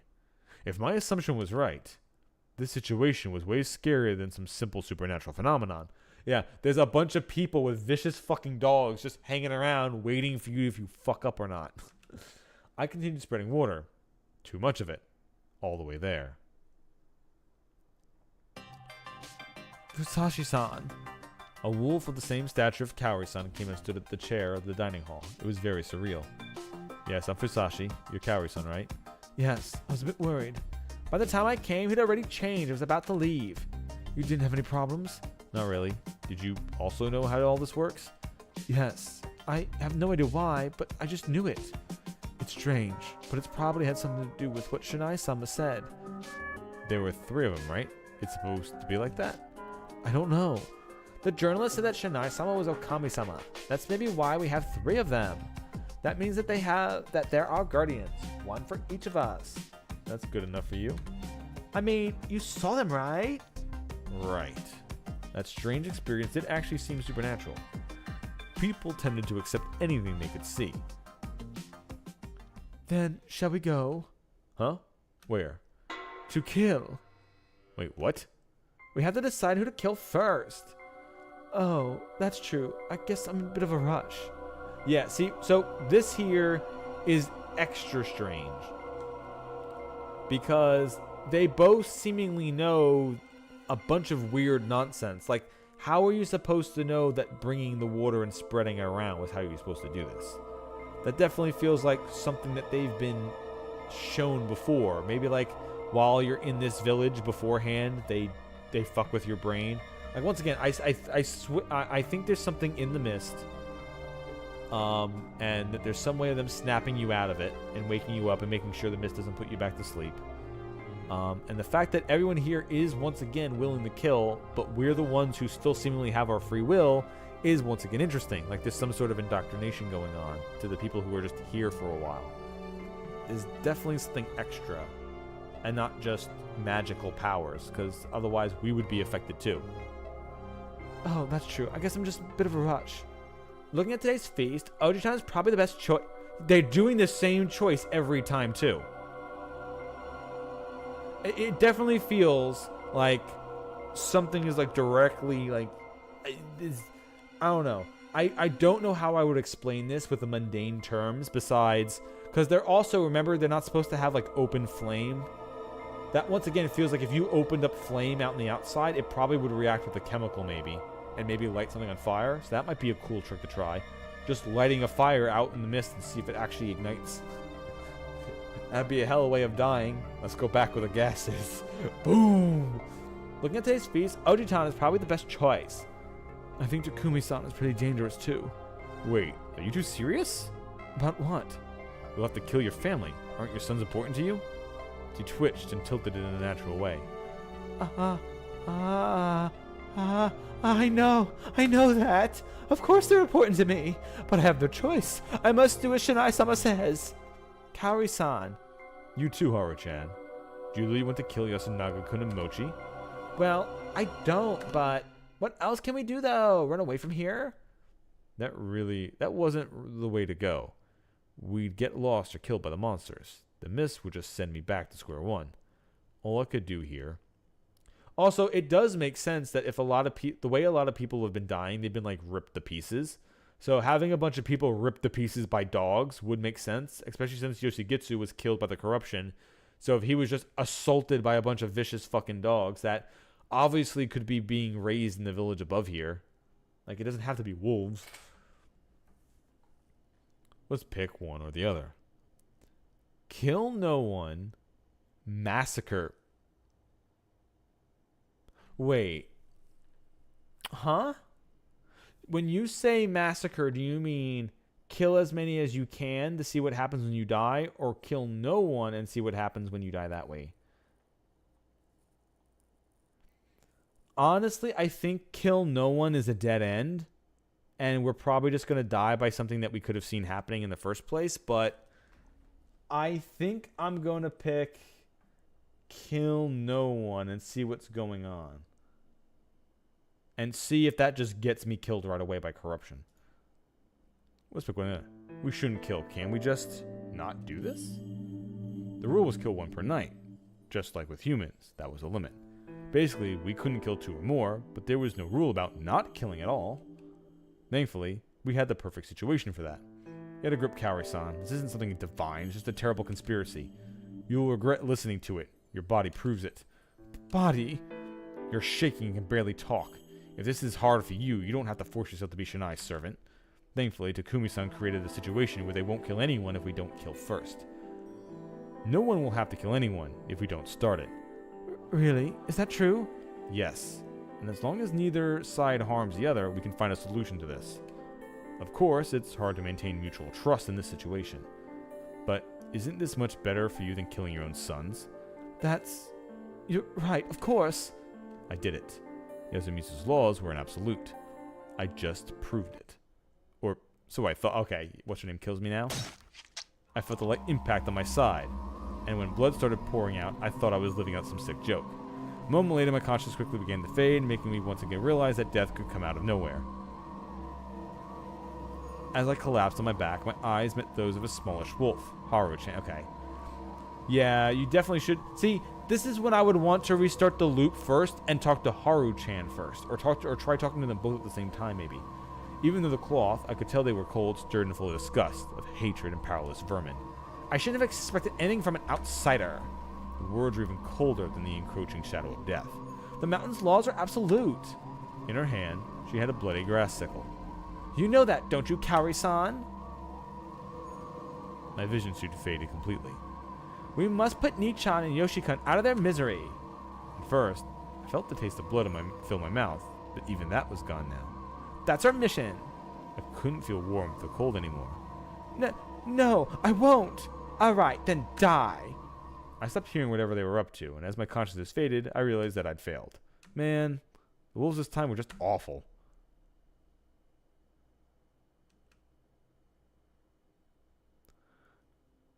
Irrational purge. Okay, so I have to choose both of those before I can choose whatever the correct answer is, which I guess is picking a particular person. Okay. Bad ending 21, hint corner, no. I'm pretty good. I know exactly where we're loading up.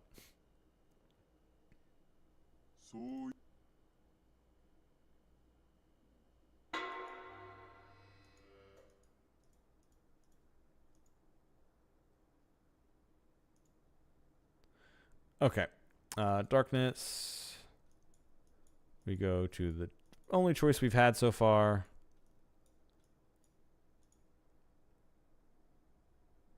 And skip into Massacre. Which, assumably, we're going to die from this too. We're wolves. Wolves must kill the Yamabito. Yeah, that's what I've been saying. I'm fine with it. I'm just wondering if you are. You're not going to stab me in the back if I'm about to kill someone important to you, are you? I don't question your faith in Great Lord Shinai, but I don't think you're inhuman enough to throw away your humanity just because your God told you to. I'll ask again. We're killing them for real. Are you sure you want to do this? All right, I'm fine. She went and said it. What about you? All right. Then, my words were cut off. And so was my breathing. What? We have to kill ourselves. An intense... Alright, see, now definitely the wolves this time suck. An intense heat, or cold in my back? When we would rise from Yomi, and I get to see them again. I mean, honestly, she's correct. This would have been funny if you were able to get Kaori to kill Haru and then kill herself, and then while you're the only one who's alive, or you kill Kaori and go, all right, cool, they're all fucking dead. Now it's just me. Everyone thinks there's only one wolf, and now I get to do this however the fuck I want. When the sensation was pulled off out of the body, I began to feel my life leave me. Then I won't have to hurt my sons. I understood that she was stuck between a rock and a hard place, but I didn't expect it to be so bad that she'd resort to such drastic measures. So, it sucks that our choice isn't to, like, restrain Haru or, like, try to get her to not do it for once this time, or I don't know. Anyway, I collapsed forward. Now, Haru-chan, hold still. Traitor! That was the last thing. Of course, how about we say that, but, okay. we do this loop again, but we put it where Kaori is closest to Haru, and we take a step back before saying those lines. And then when she kills Haru, we kill Kaori, and then those are the people that died. We let it go, unless we die from corruption because more than one person died. Who knows? And then we'd just be like, damn, 2 people died? Well, I guess they must have been human. And then nobody checks in that they're wolves. And then that people are still thinking there's 3 wolves and they're just humans and it's just us. And we're like, haha, no one can betray us now. It's us. We're free. Anyway, that was the last thing I heard as I choked on my own blood and breathed my last. Had I chosen the wrong way to go about it? How could I have convinced her? My question is faded with consciousness. Okay, yeah, now that we know that we die no matter what, now we make the correct choice. Don't worry, we're just going to be doing a bit of Sudoku. Just a little bit of Sudoku. No, I don't need to watch the hint corner. The game gave me 2 choices that were wrong, and now I get to choose the right one. I get it. Not much else to it. Don't know why those had to be keys, though.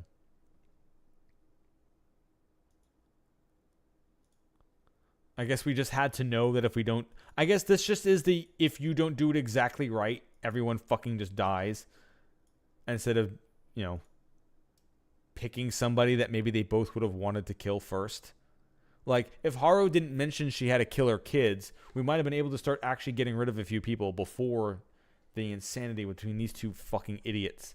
Like, I'm just going to say it. These 2 fucking idiots. Literally, we get stuck with the worst wolves. Hell, we don't even know who the badger is yet. It'd be fun. I was going to say it could be Hashimoto, but he has already revealed he's a monkey, so all I could do here was pick one or the other. Or trick them, sure. If I insisted on killing, the mother snapped, and if I insisted on not killing, it was the girl. That experience made it impossible for me to choose either. The locals could have at least had the decency to harbor the same kind of madness. If I continued to do with little tricks, it'd lead to problems in the future. And I also wanted to find a scenario in which I didn't die. Thus, I decided to spend this timeline fulfilling the role of the wolf. Also, it seemed easier to create a full fanatic out of the doubter than to correct the unwavering zealot. I'll have to make Kaori's son kill her sons. For that, I needed a good story. I'm not sure if you'll believe me. She needed a story that could match the absurd legend. But I actually came here to save this village. If I had to be like entertainment and seem like fiction, like something Rikaku-san would like. Excuse me? To save us? They leaned an ear on me. Oh my... okay. Tell them you're looping. Just tell them you're looping. Tell them that... oh my god, just tell them you're looping and just not lie to them and just be like, oh yeah, I've done this a couple times, and each time I do this, you 2 fucking... like, just the first time you just tell them, you both suck. Lock in. We're wolves. We're doing this. We've got the shit. And it's a game anyway. It'll be fine. If you motherfuckers don't do what I say, I'm gonna kill you this time, okay? They landed the ear in the bag now. You might not believe this, but I can see things most people can't. This power gave me some trouble, but now I use it to solve certain problems. Then, what was that about giving up on life? A lie. A young man seeking death has shown sympathy in rural areas. I often need to blend into my jobs. This is a very weird way of going about this. Can't you just say you're like some extra agent? That's why you came and joined the town today? Because you had to make sure this feast went perfectly? This time, I came on the request of someone from Kama Fujiyoshi. What? A village head? Yes. I can't say who, though. I was told to investigate the supernatural phenomenon Yasumizu. I infiltrated Yasumizu, and sure enough, everyone is barely human. Kaori-san gasped. None of them know it. The boundary between Yasumizu and the afterlife is indistinct, so neither of you nor they realize it. But now that the mist is here, the false peace is over, and now we must fight those who fell to Yomi. That's what the mountain god, Great Lord Shinai, desires. Last night, we saw that the wolf-faced god wants. Why is this happening? The truth was less important than the ties to the real story. That's the kind of place Yasumizu is. Anyone who eats the local food eventually becomes a part of Yomi, in both mind and body. That's what happened to Great Lord Shannai's guardians too. They resurrect whenever the mist comes, and this god must defeat them every time. Why is he being so indirect about it? Because he's weak right now. That surprised them both. Shinai-sama is weak? Yes. After all, the mountain is controlled by the four-head families who worship the four deceased guardians. They probably don't know it, though, and they probably won't believe if you told them that their ancestors have already betrayed their god and sided with Yomi. Someone will have to deal with them too. But for now, we just have to survive. If everyone in Kamifujiyoshi's Yamabito too? No. Apparently, it's just everyone in Yasumizu. You're the only humans here. I'm not sure why though. No, wait. Kaori-san, you're not from here, are you? There's a connection pulling you to your homeland. Somewhere north of here? How did you know? I just saw it. That was a lie, but as someone experiencing these loops, I could easily simulate the supernatural phenomena of knowing things before they were told to me. What about me? You? I honestly don't know if I should say it. Huh? I was honest this time. She'd survived going to Yasumizu 8 years ago. That alone was special enough, but she would be okay to hear it. I would just buy some time. I'll take this, thank you. Huh? I took a small, sharp-grasped sickle from her hand. It didn't seem like a supernatural power exactly, but I needed to look skilled. You would have killed me if I, an outsider, went against Great Lord Shannai's laws, right? How? I'm used to rough stuff too, Kaori-san. You also planned to go wild with that knife over there, didn't you? That's not true. It is, and I can see a demonic goddess who loves her children within you. What the hell was I saying? They were intensely listening to me, at least. It's a strong and righteous goddess, but you've currently blinded by her. She's keeping you from hurting your children and facing the truth. I understand if you want to trust an outsider like me, but as you can see, I am your ally. I have the skill and experience needed to deal with the Yamabito, and know what must be done for that. Kaori-san? No, without them, my life would have been meaningless. I understand that it's not something I should say right now, but their lives won't belong to you, Kaori Oribe-san. They aren't a replacement for what Fujiyoshi took from you, and what you lost here, especially your husband. Just how much do you know? Your husband is right behind your right shoulder. He's a lot like Yoshigitsu-kun, isn't he? She began crying loudly. What a cliche act this was. They don't know that they're with Yomi now, and that they're unknowingly tainting their souls. Their souls are silently crying. As their mother, you must release them. Can't you look at it that way? You need to survive. Leave this place, and live your own life. Your husband seems to think that too. I haven't done anything motherly my whole life. No one will blame you. I knew that I was only raising them and tying them down without selfishness. I had Yoshigitsu protect me, and wish for Yoshinaga to take me away from here. I have no talents, and I can't leave this place on my own.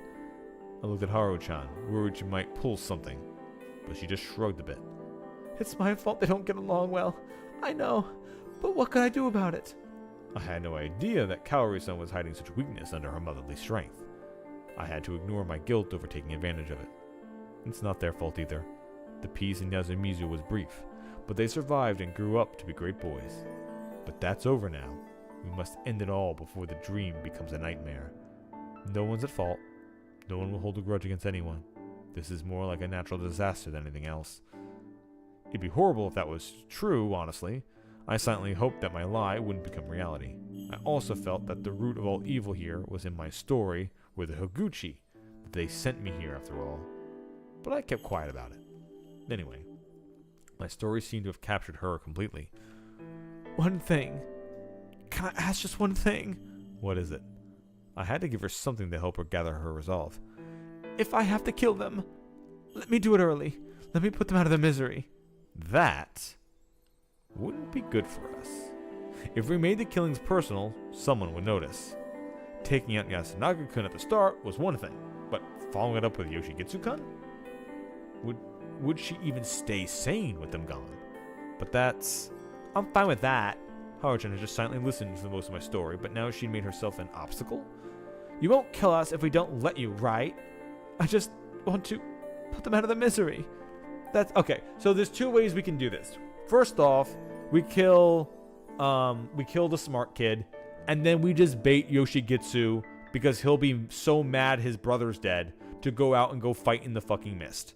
And we can just get him killed by corruption. So that's easy peasy. That we have a way out of this baked in. That's it. And we also get to knock out the smart kid. That's it. That's always been it. I just realized it. If you don't let me do it, I will do it myself. See? If Kaori-san let her emotions take over and acted independently, she'd most likely put us in a terrible situation. She'd probably prepare food with aconite. Kinosuke would notice, and she'd be hanged. That'd be no use to us. She could also use more messy methods, but no matter what they were, they'd have minimal effect. Another way is you could kill Kinosuke first, and then let Kaori poison everybody, and then she would die from corruption, and we would be fine, because like, oh, it's Kaori did it, not us. Oh, damn, so many people just died by Kaori-san. Oh, damn it.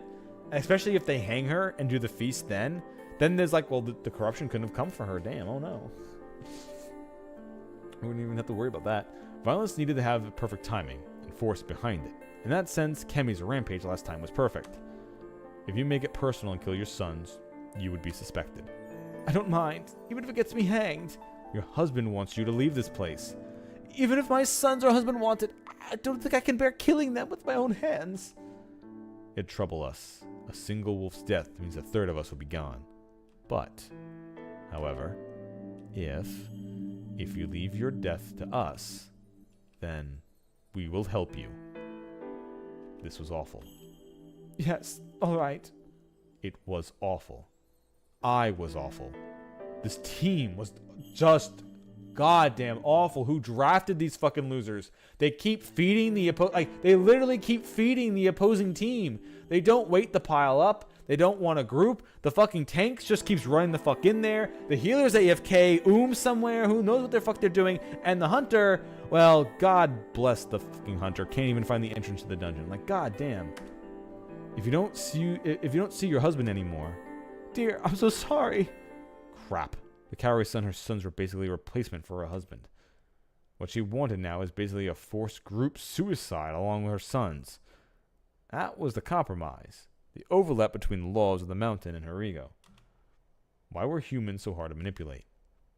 Then, let's start with Yasunaga-kun today. Yes. Haru-chan, are you okay with it? Does it matter? Nichan is a Yamabito. You liked him, didn't you? Like a brother. That's it. If you want to slam tonight, I won't be selfish about it. What a good girl. Thank you. Everyone in Yasumizu was a good person. I wasn't. And to me, they seemed completely insane. Mamiya-san had probably felt similarly last time. That was why she died like that. And I had no intention to follow her in her footsteps. I decided that I would survive, and if that required me to become the best wolf, so be it.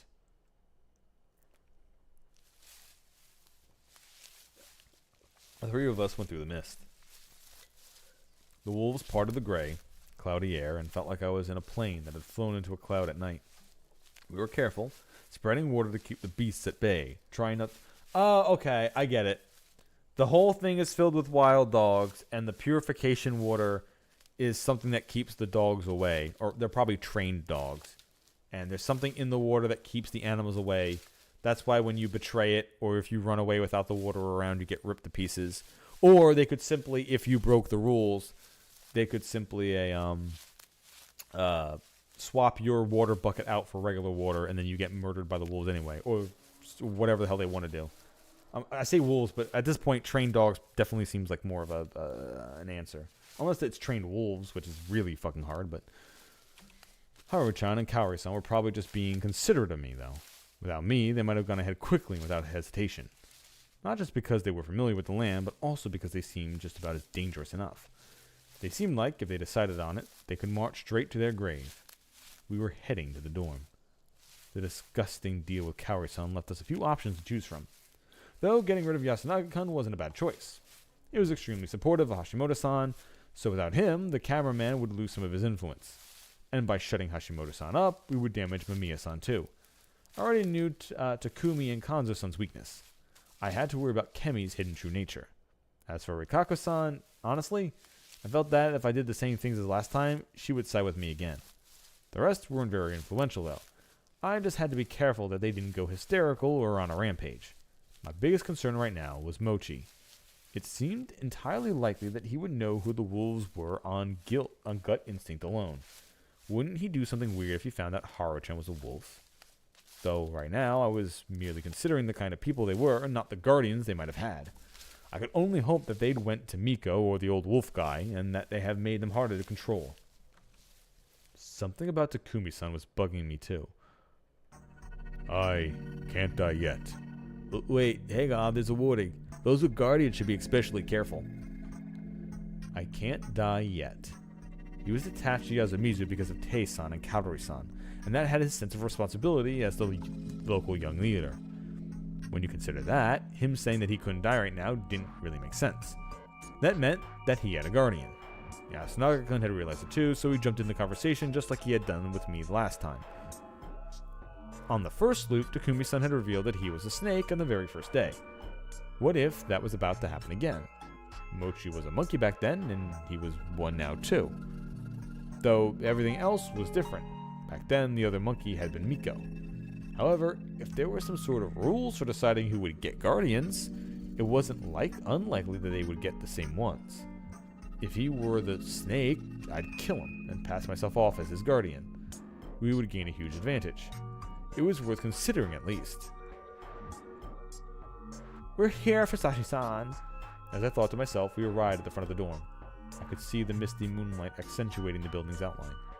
For whatever reason, I already smelled blood. Oh.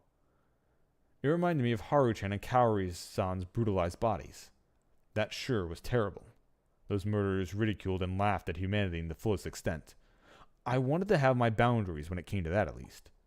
That sentiment came to mind. Blood. And faded as soon as Kaori-san said that. She was pointing at the stairs to the dorm. There was blood all over the rusty metal stairs. Why? Did Yoshi leave and die in the first night like he did last time? Why was this here?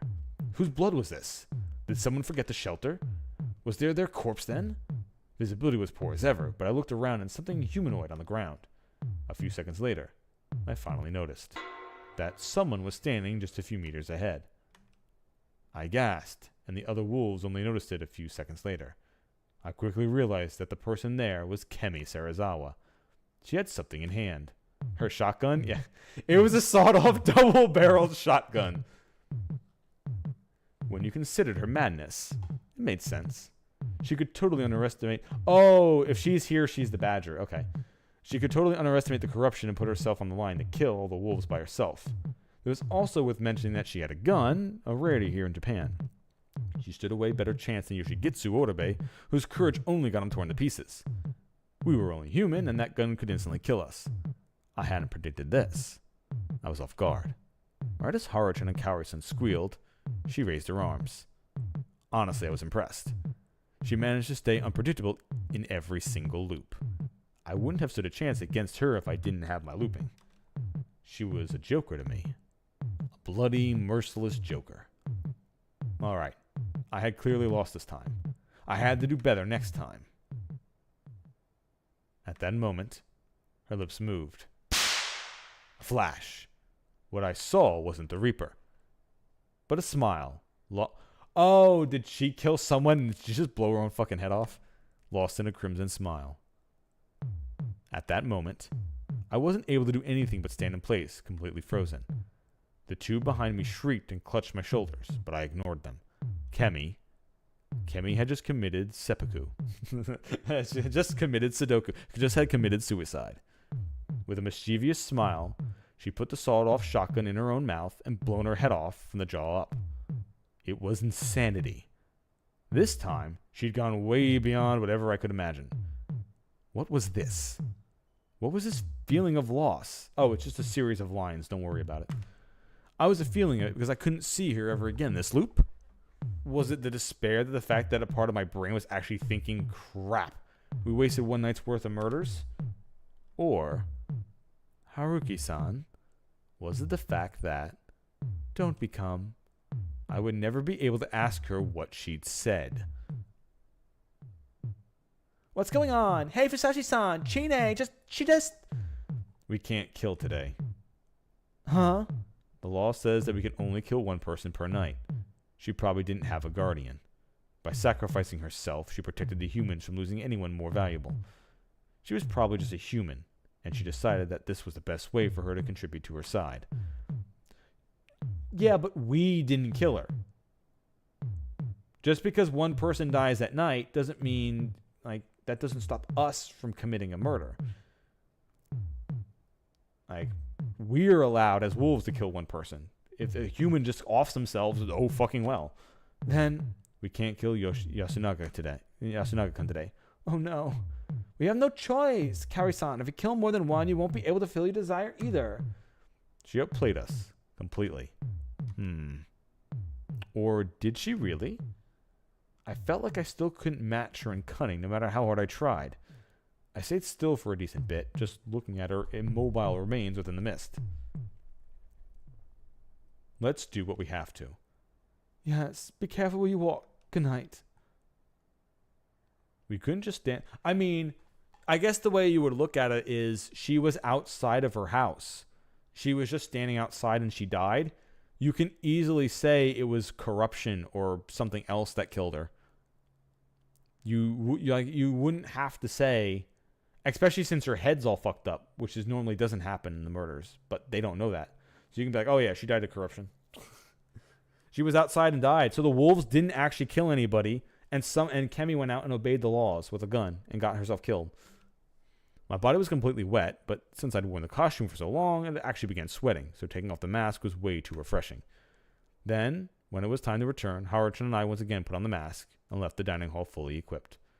There was almost no water in the bucket by this point. But honestly, since our costumes were so wet, it wasn't likely that the bringers of corruption would attack us. Here is good enough. The construction site is up to that hill. Haruchan said that right in front of the dorm. Her tone was uncaring as always, but her words seemed to express some consideration. You okay? You're gonna walk by? Chine's body. Yeah. Sure you can handle it? I don't think I can. It'd probably be worse if I could, though. But it's night, so... So, what? I didn't get her reasoning. Though I could kind of relate to her. Then let's stick with the plan. All right. You can trust me? Well, yeah, maybe. That was enough to ensure that all went fine for tomorrow's onwards. I was worried, but I had no choice to keep on going. Bye then. I turned around. Ah! A voice from behind me stopped. I turned back at her. She was standing there, still clad in her smallish wolf outfit. Like before, I couldn't see her face, but I felt that something was off. At the core of it was the fact that she was laughing. How does a valley girl laugh? I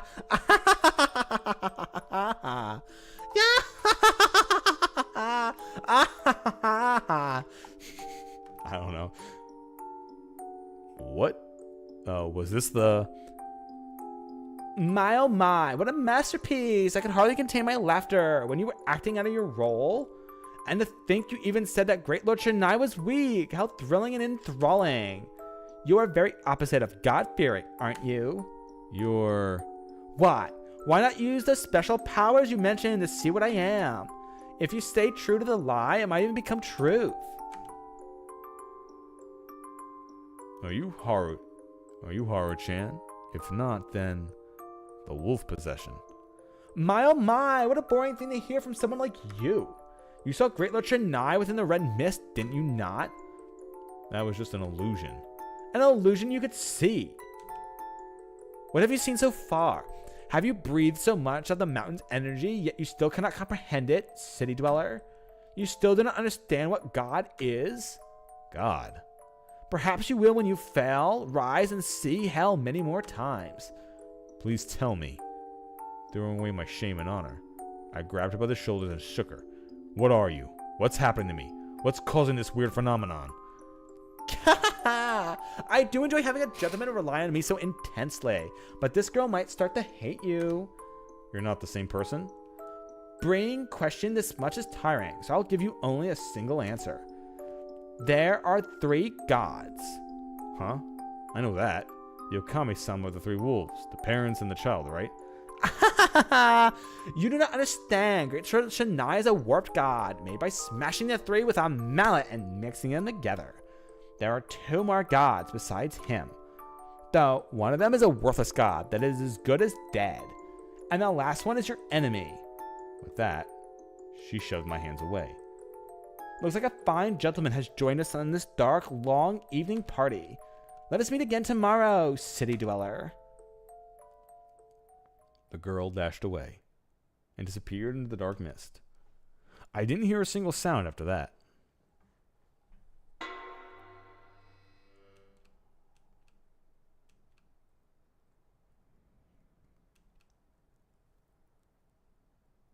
I woke up feeling an overwhelming exhaustion. It was 5 in the morning, a time when Kanzo-san was already active. I wanted to sleep some more, but I couldn't let them suspect that I was a wolf based on the idea that I didn't get enough rest. After returning here last night, I changed my clothes, wiped my body, and wondered how I was supposed to hide the costume parts. In the end, I hid it under some newspaper, which was very cartoonish. If the humans found it just like that, I'd feel like the butt of some bizarre joke. A part of me did hope that it would be gone by the time I woke up, though. I'd gone to sleep at 2 in the morning, and sure enough, the costume was gone by the time I woke up. Well, of course it would be. If the costumes remained, you could easily find the wolves by checking everyone's homes during the day. Last time, when I'd infiltrated Kemi's room to mess with her guns, I hadn't seen anything like this. Also, if the humans found out there was something so artificial involved in the whole wolfing business, the Yomobito side of the story, that the monsters had transformed into humans, would have been rendered unbelievable. No matter how much the locals revered Yasumizu's legend, I felt like the feast wouldn't get anywhere without the fear caused by the idea that they were dealing with something supernatural.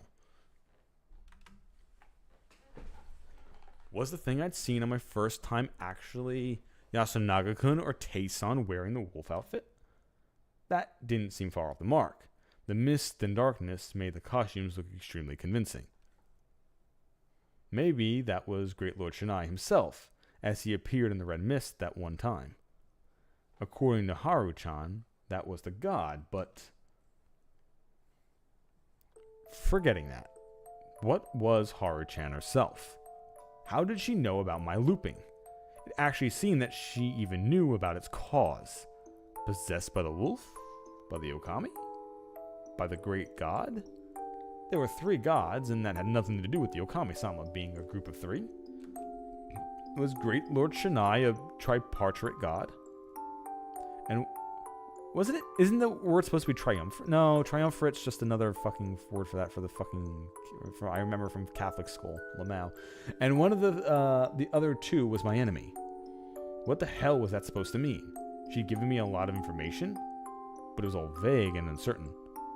Were there mysteries and legends I still didn't know about? That made most of my current investigation completely off the mark. I mean, I guess if you wanted to look at it that way, the legend of Lord Shinai would just be the adding in Christianity to whatever Shinto already had there. So you just take the Trinity and like, oh, well, they're all the same but different. And then you actually split it out. So that could possibly be it. The reason why a lot of this changed is when Christianity hit.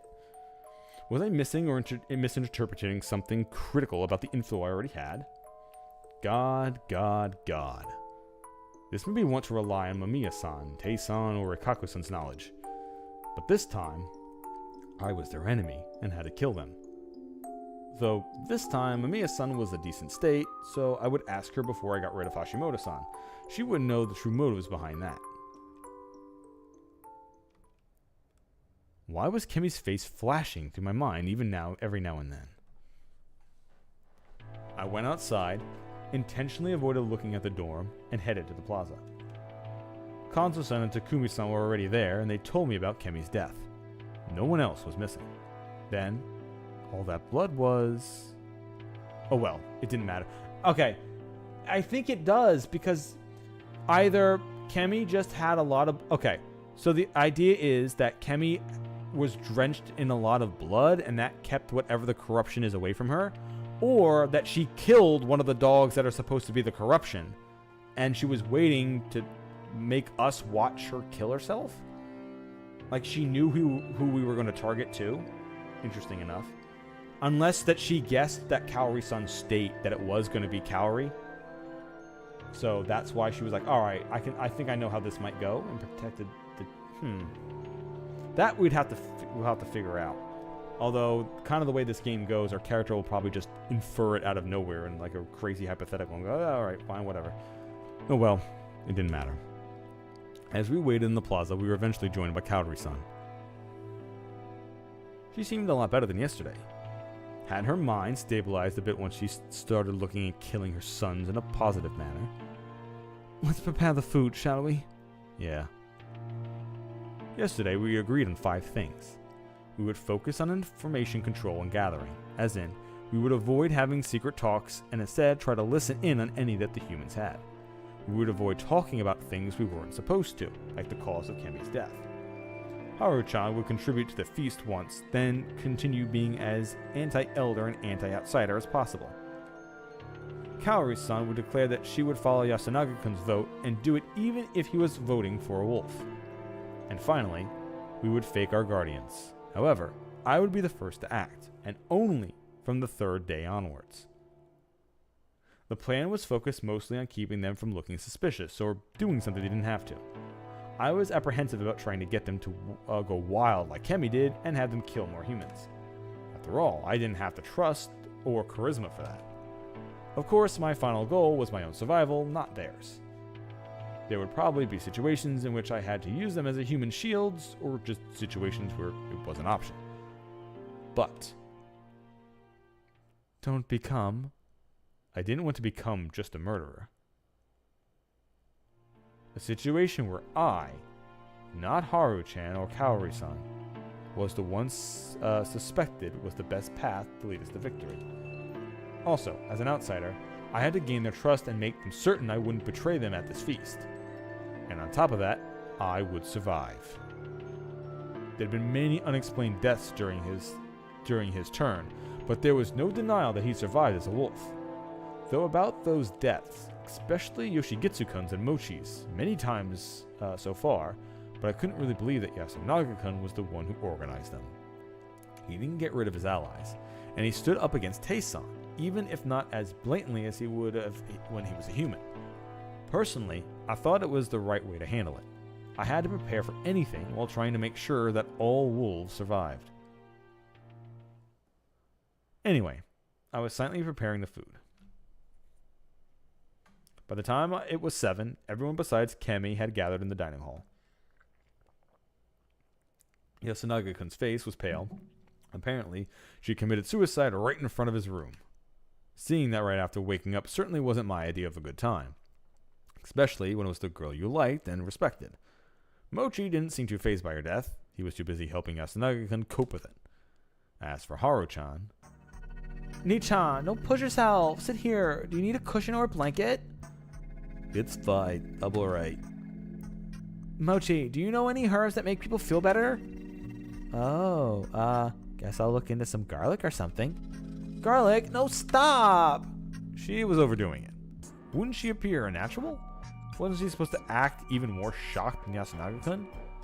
Feeling uncomfortable about this, I continued preparing the food when Takumi-san spoke up.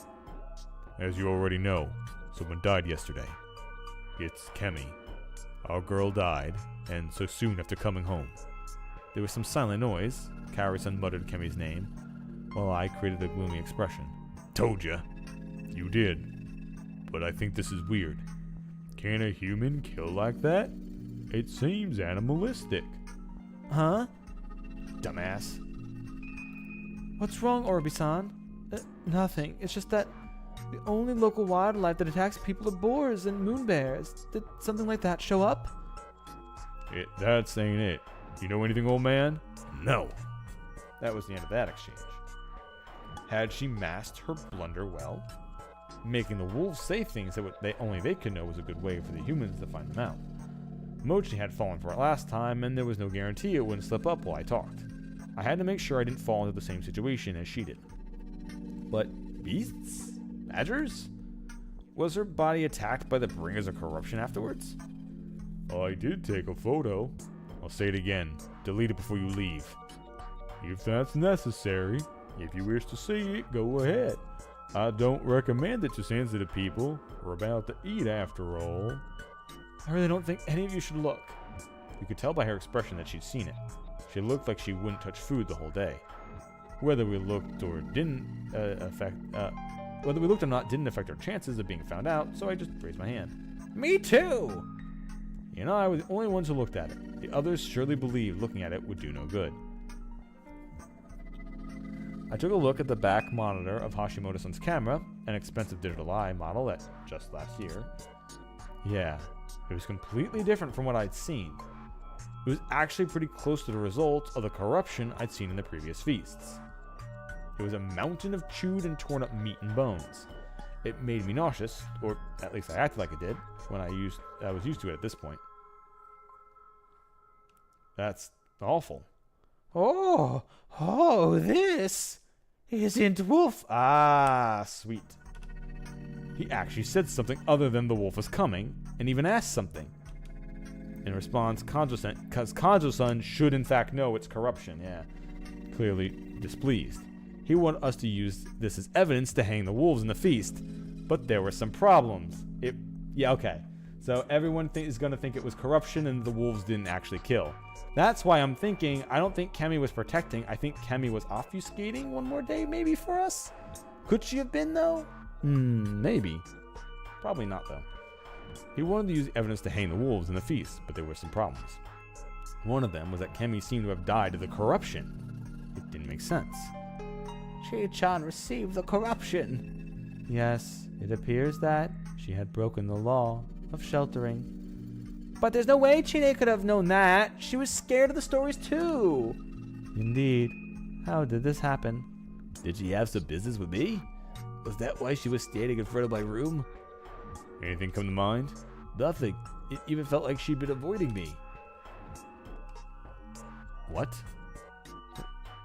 Was the idea that she committed suicide about to be glossed over? Was it because they didn't find the gun? That would be... Lying right now would be dangerous. Anyway, we didn't expect this. Let's eat. Clean her up, then talk about what to do next. Wait. I'm not an expert, but shouldn't we preserve the scene of the crime? Would it be bad to not clean it up? To us, it's way more important to get rid of the corpse and right in front of us than finding whoever did it. I see. Hashimoto-san. Let's just listen to them. Oh, will the cleanup be done by Muro-san and Makishima-san? Yeah. Then Kyu-chan and I will watch the dining hall surroundings. The rest of you try not to wander too far from here. Isn't that for the best? What do you think, old man? You're the monkey, aren't you? Yes? I'll leave the patrol to you. Bring whatever bites. I see. Very well. Hashimoto-san pointed out the necessity for patrols, came out as a reliable volunteer, and became even more trustworthy. On the other hand, he was giving himself a way to talk to Mamiya-san in secret.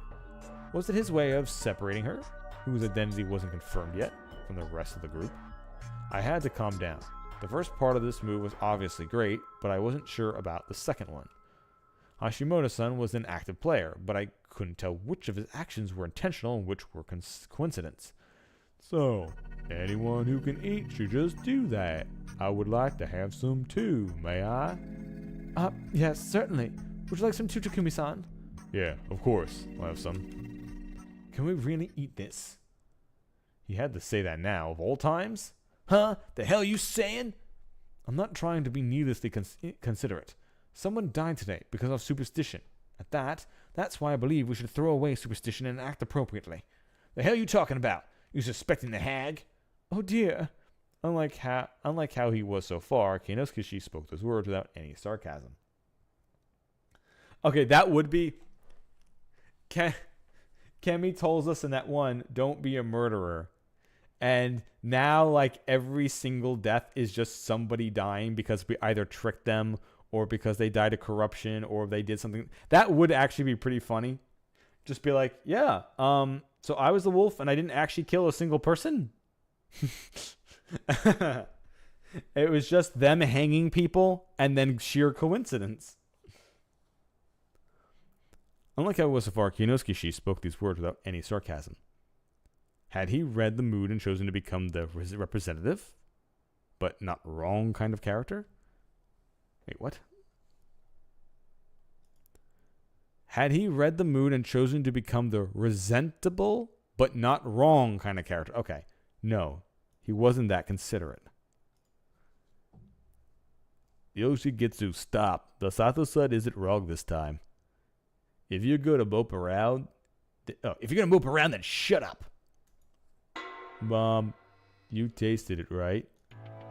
Something wasn't right here. Why was everyone so sharp so early in the game? Of course.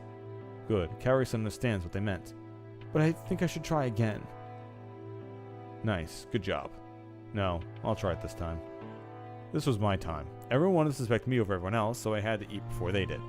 That was the only way to make them understand that I didn't add any poison to the food. Unfortunately for them, we weren't pulling anything like that this time.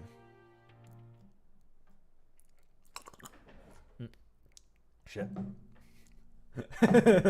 Hey, you didn't even kill anybody. You just bullshitted this entire time. What the fuck? Hey, I'm sorry. Yeah, what can I say? I was busy figuring out the other two gods. Damn. Maybe if you told me, I would have helped you out, but nope, didn't have to. I tasted the food. They gave everyone a show of me re-washing the dishes, making them finally agree that the food was safe. We then had breakfast. Mamiya-san and Yasunagi-kun refused. Well, Haru-chan ate quite a lot, actually. And then Takumi-san and Kanzo-san left the dining hall. All right, I'll walk around and keep watch. There might be dangerous beasts here, so you should stay inside as much as you... Oh, there might be dangerous beasts here, so you should stay inside as much as you can. But shutting yourselves in isn't good either. Consider this free time, but don't go where you can't hear anyone. I'm supposed to go too, right? Anyone else want to come? Okay, then it's just the two of us. Just the two of us. I didn't understand what his final words meant. What if accepting the offer was the right choice? Let's clean up. Okay. This was my job, so it was the right thing for me to do, right? By the time we finished cleaning up, only 5 people were left in the dining hall. Thus I offer homage to Shinai the Almighty, so peace may come to pass. Thus I offer homage to Shinai the Almighty, so peace may come to pass. Miko, your hair is a mess. Come, I shall comb it. No, don't wanna! Shut up! Hei-san was in a praying mode. Rikako-san was busy caring for Miko, who seemed in a foul mood. Already established process. Yasunagi-kun was the one who'd point that out, and... Alright, Takumi-ni. He looked really drained. Wanna talk, Yasu? Haru, Kakamochi, I'm borrowing him. Fusashi Kaori-san, I'm going back to my place. Alright. Sorry you have to be so considerate of him. It ain't that. You okay? Yeah, I'm fine. Anarchy, you dumbass, did you forget? We were prepared for this shit yesterday. Yoshi, everyone has weaknesses. If your mom was gone, you'd also... No, that's way too dark. Forget I said that. You too, Kaori-san. No, I was the one who had to say that. I'm ready. Takumi-san and Yasunagi-kun left. Haru-chan, let's go grab something nearby. Huh? Okay. You're not scared of the mist? Yeah, I got used to it. Haru-chan, acting as weird as always, left alongside Mochi. This situation was clearly set up by Hishimoto-san. Everyone split up and were free to have secret talks. That was the purpose of this. Was I just overthinking it? Were they just taking the opportunity given them with no ulterior motives whatsoever? That's enough for now. Fusashi-san, go have a rest. There's still time until noon. A rest? Guess I'll go outside then. Everyone left. They don't know that Yomi's mist is where corruption comes from. There's that too. I'm kind of worried, so I'll have a look. Now, how would a good wolf spend this strange time? I couldn't think of anything. Was I a dumbass? Well, I did have some ideas, but they all seemed like bad moves. Traps, basically. Could I eavesdrop on someone's secret chats? It'd work when it was dark, but during the day, you could see anyone with a whopping few meters. Could I just join one of them in their conversation? Wasn't it best to just avoid secret chats in the first place? Was it normal for wolves to be so paranoid? A part of me couldn't help but suspect that Mochi or Hashimoto-san was hiding in the mist. I couldn't see or hear anyone, so my brain perceived this world as empty. Before the unease and loneliness took over, such situations made you feel all-powerful. No one would blame me for anything I did. I could lay down on the road, go commando, shout that I was a wolf, but all that I did was an illusion. Was this also some sort of trap to get the wolf to do something stupid? Or was this the same sort of flicker that caught those so paranoid that they actually believe stuff like that? Ah, crap. Oh, did the mic go out?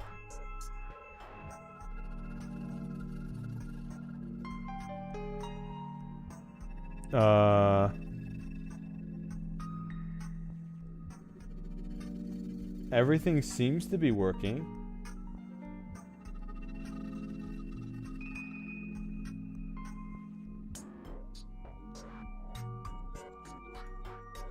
I'm gonna...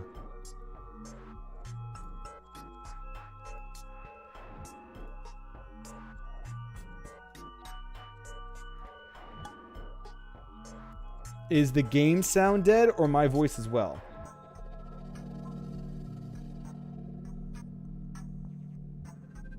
Because I'll just turn the game off for now.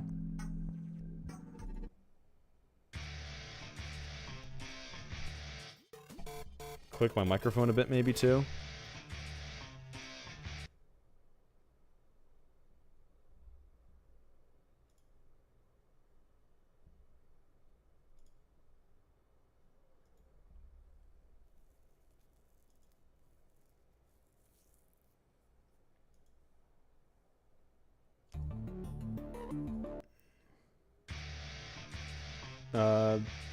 I'm going to assume that did not fix it. Because everything is moving appropriately here.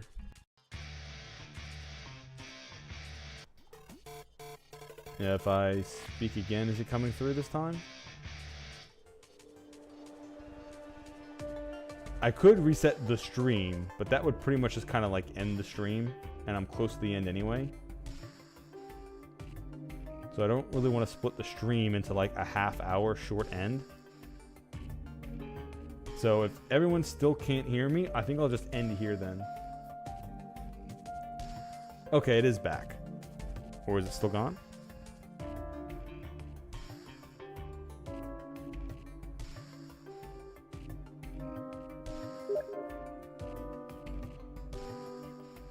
Okay.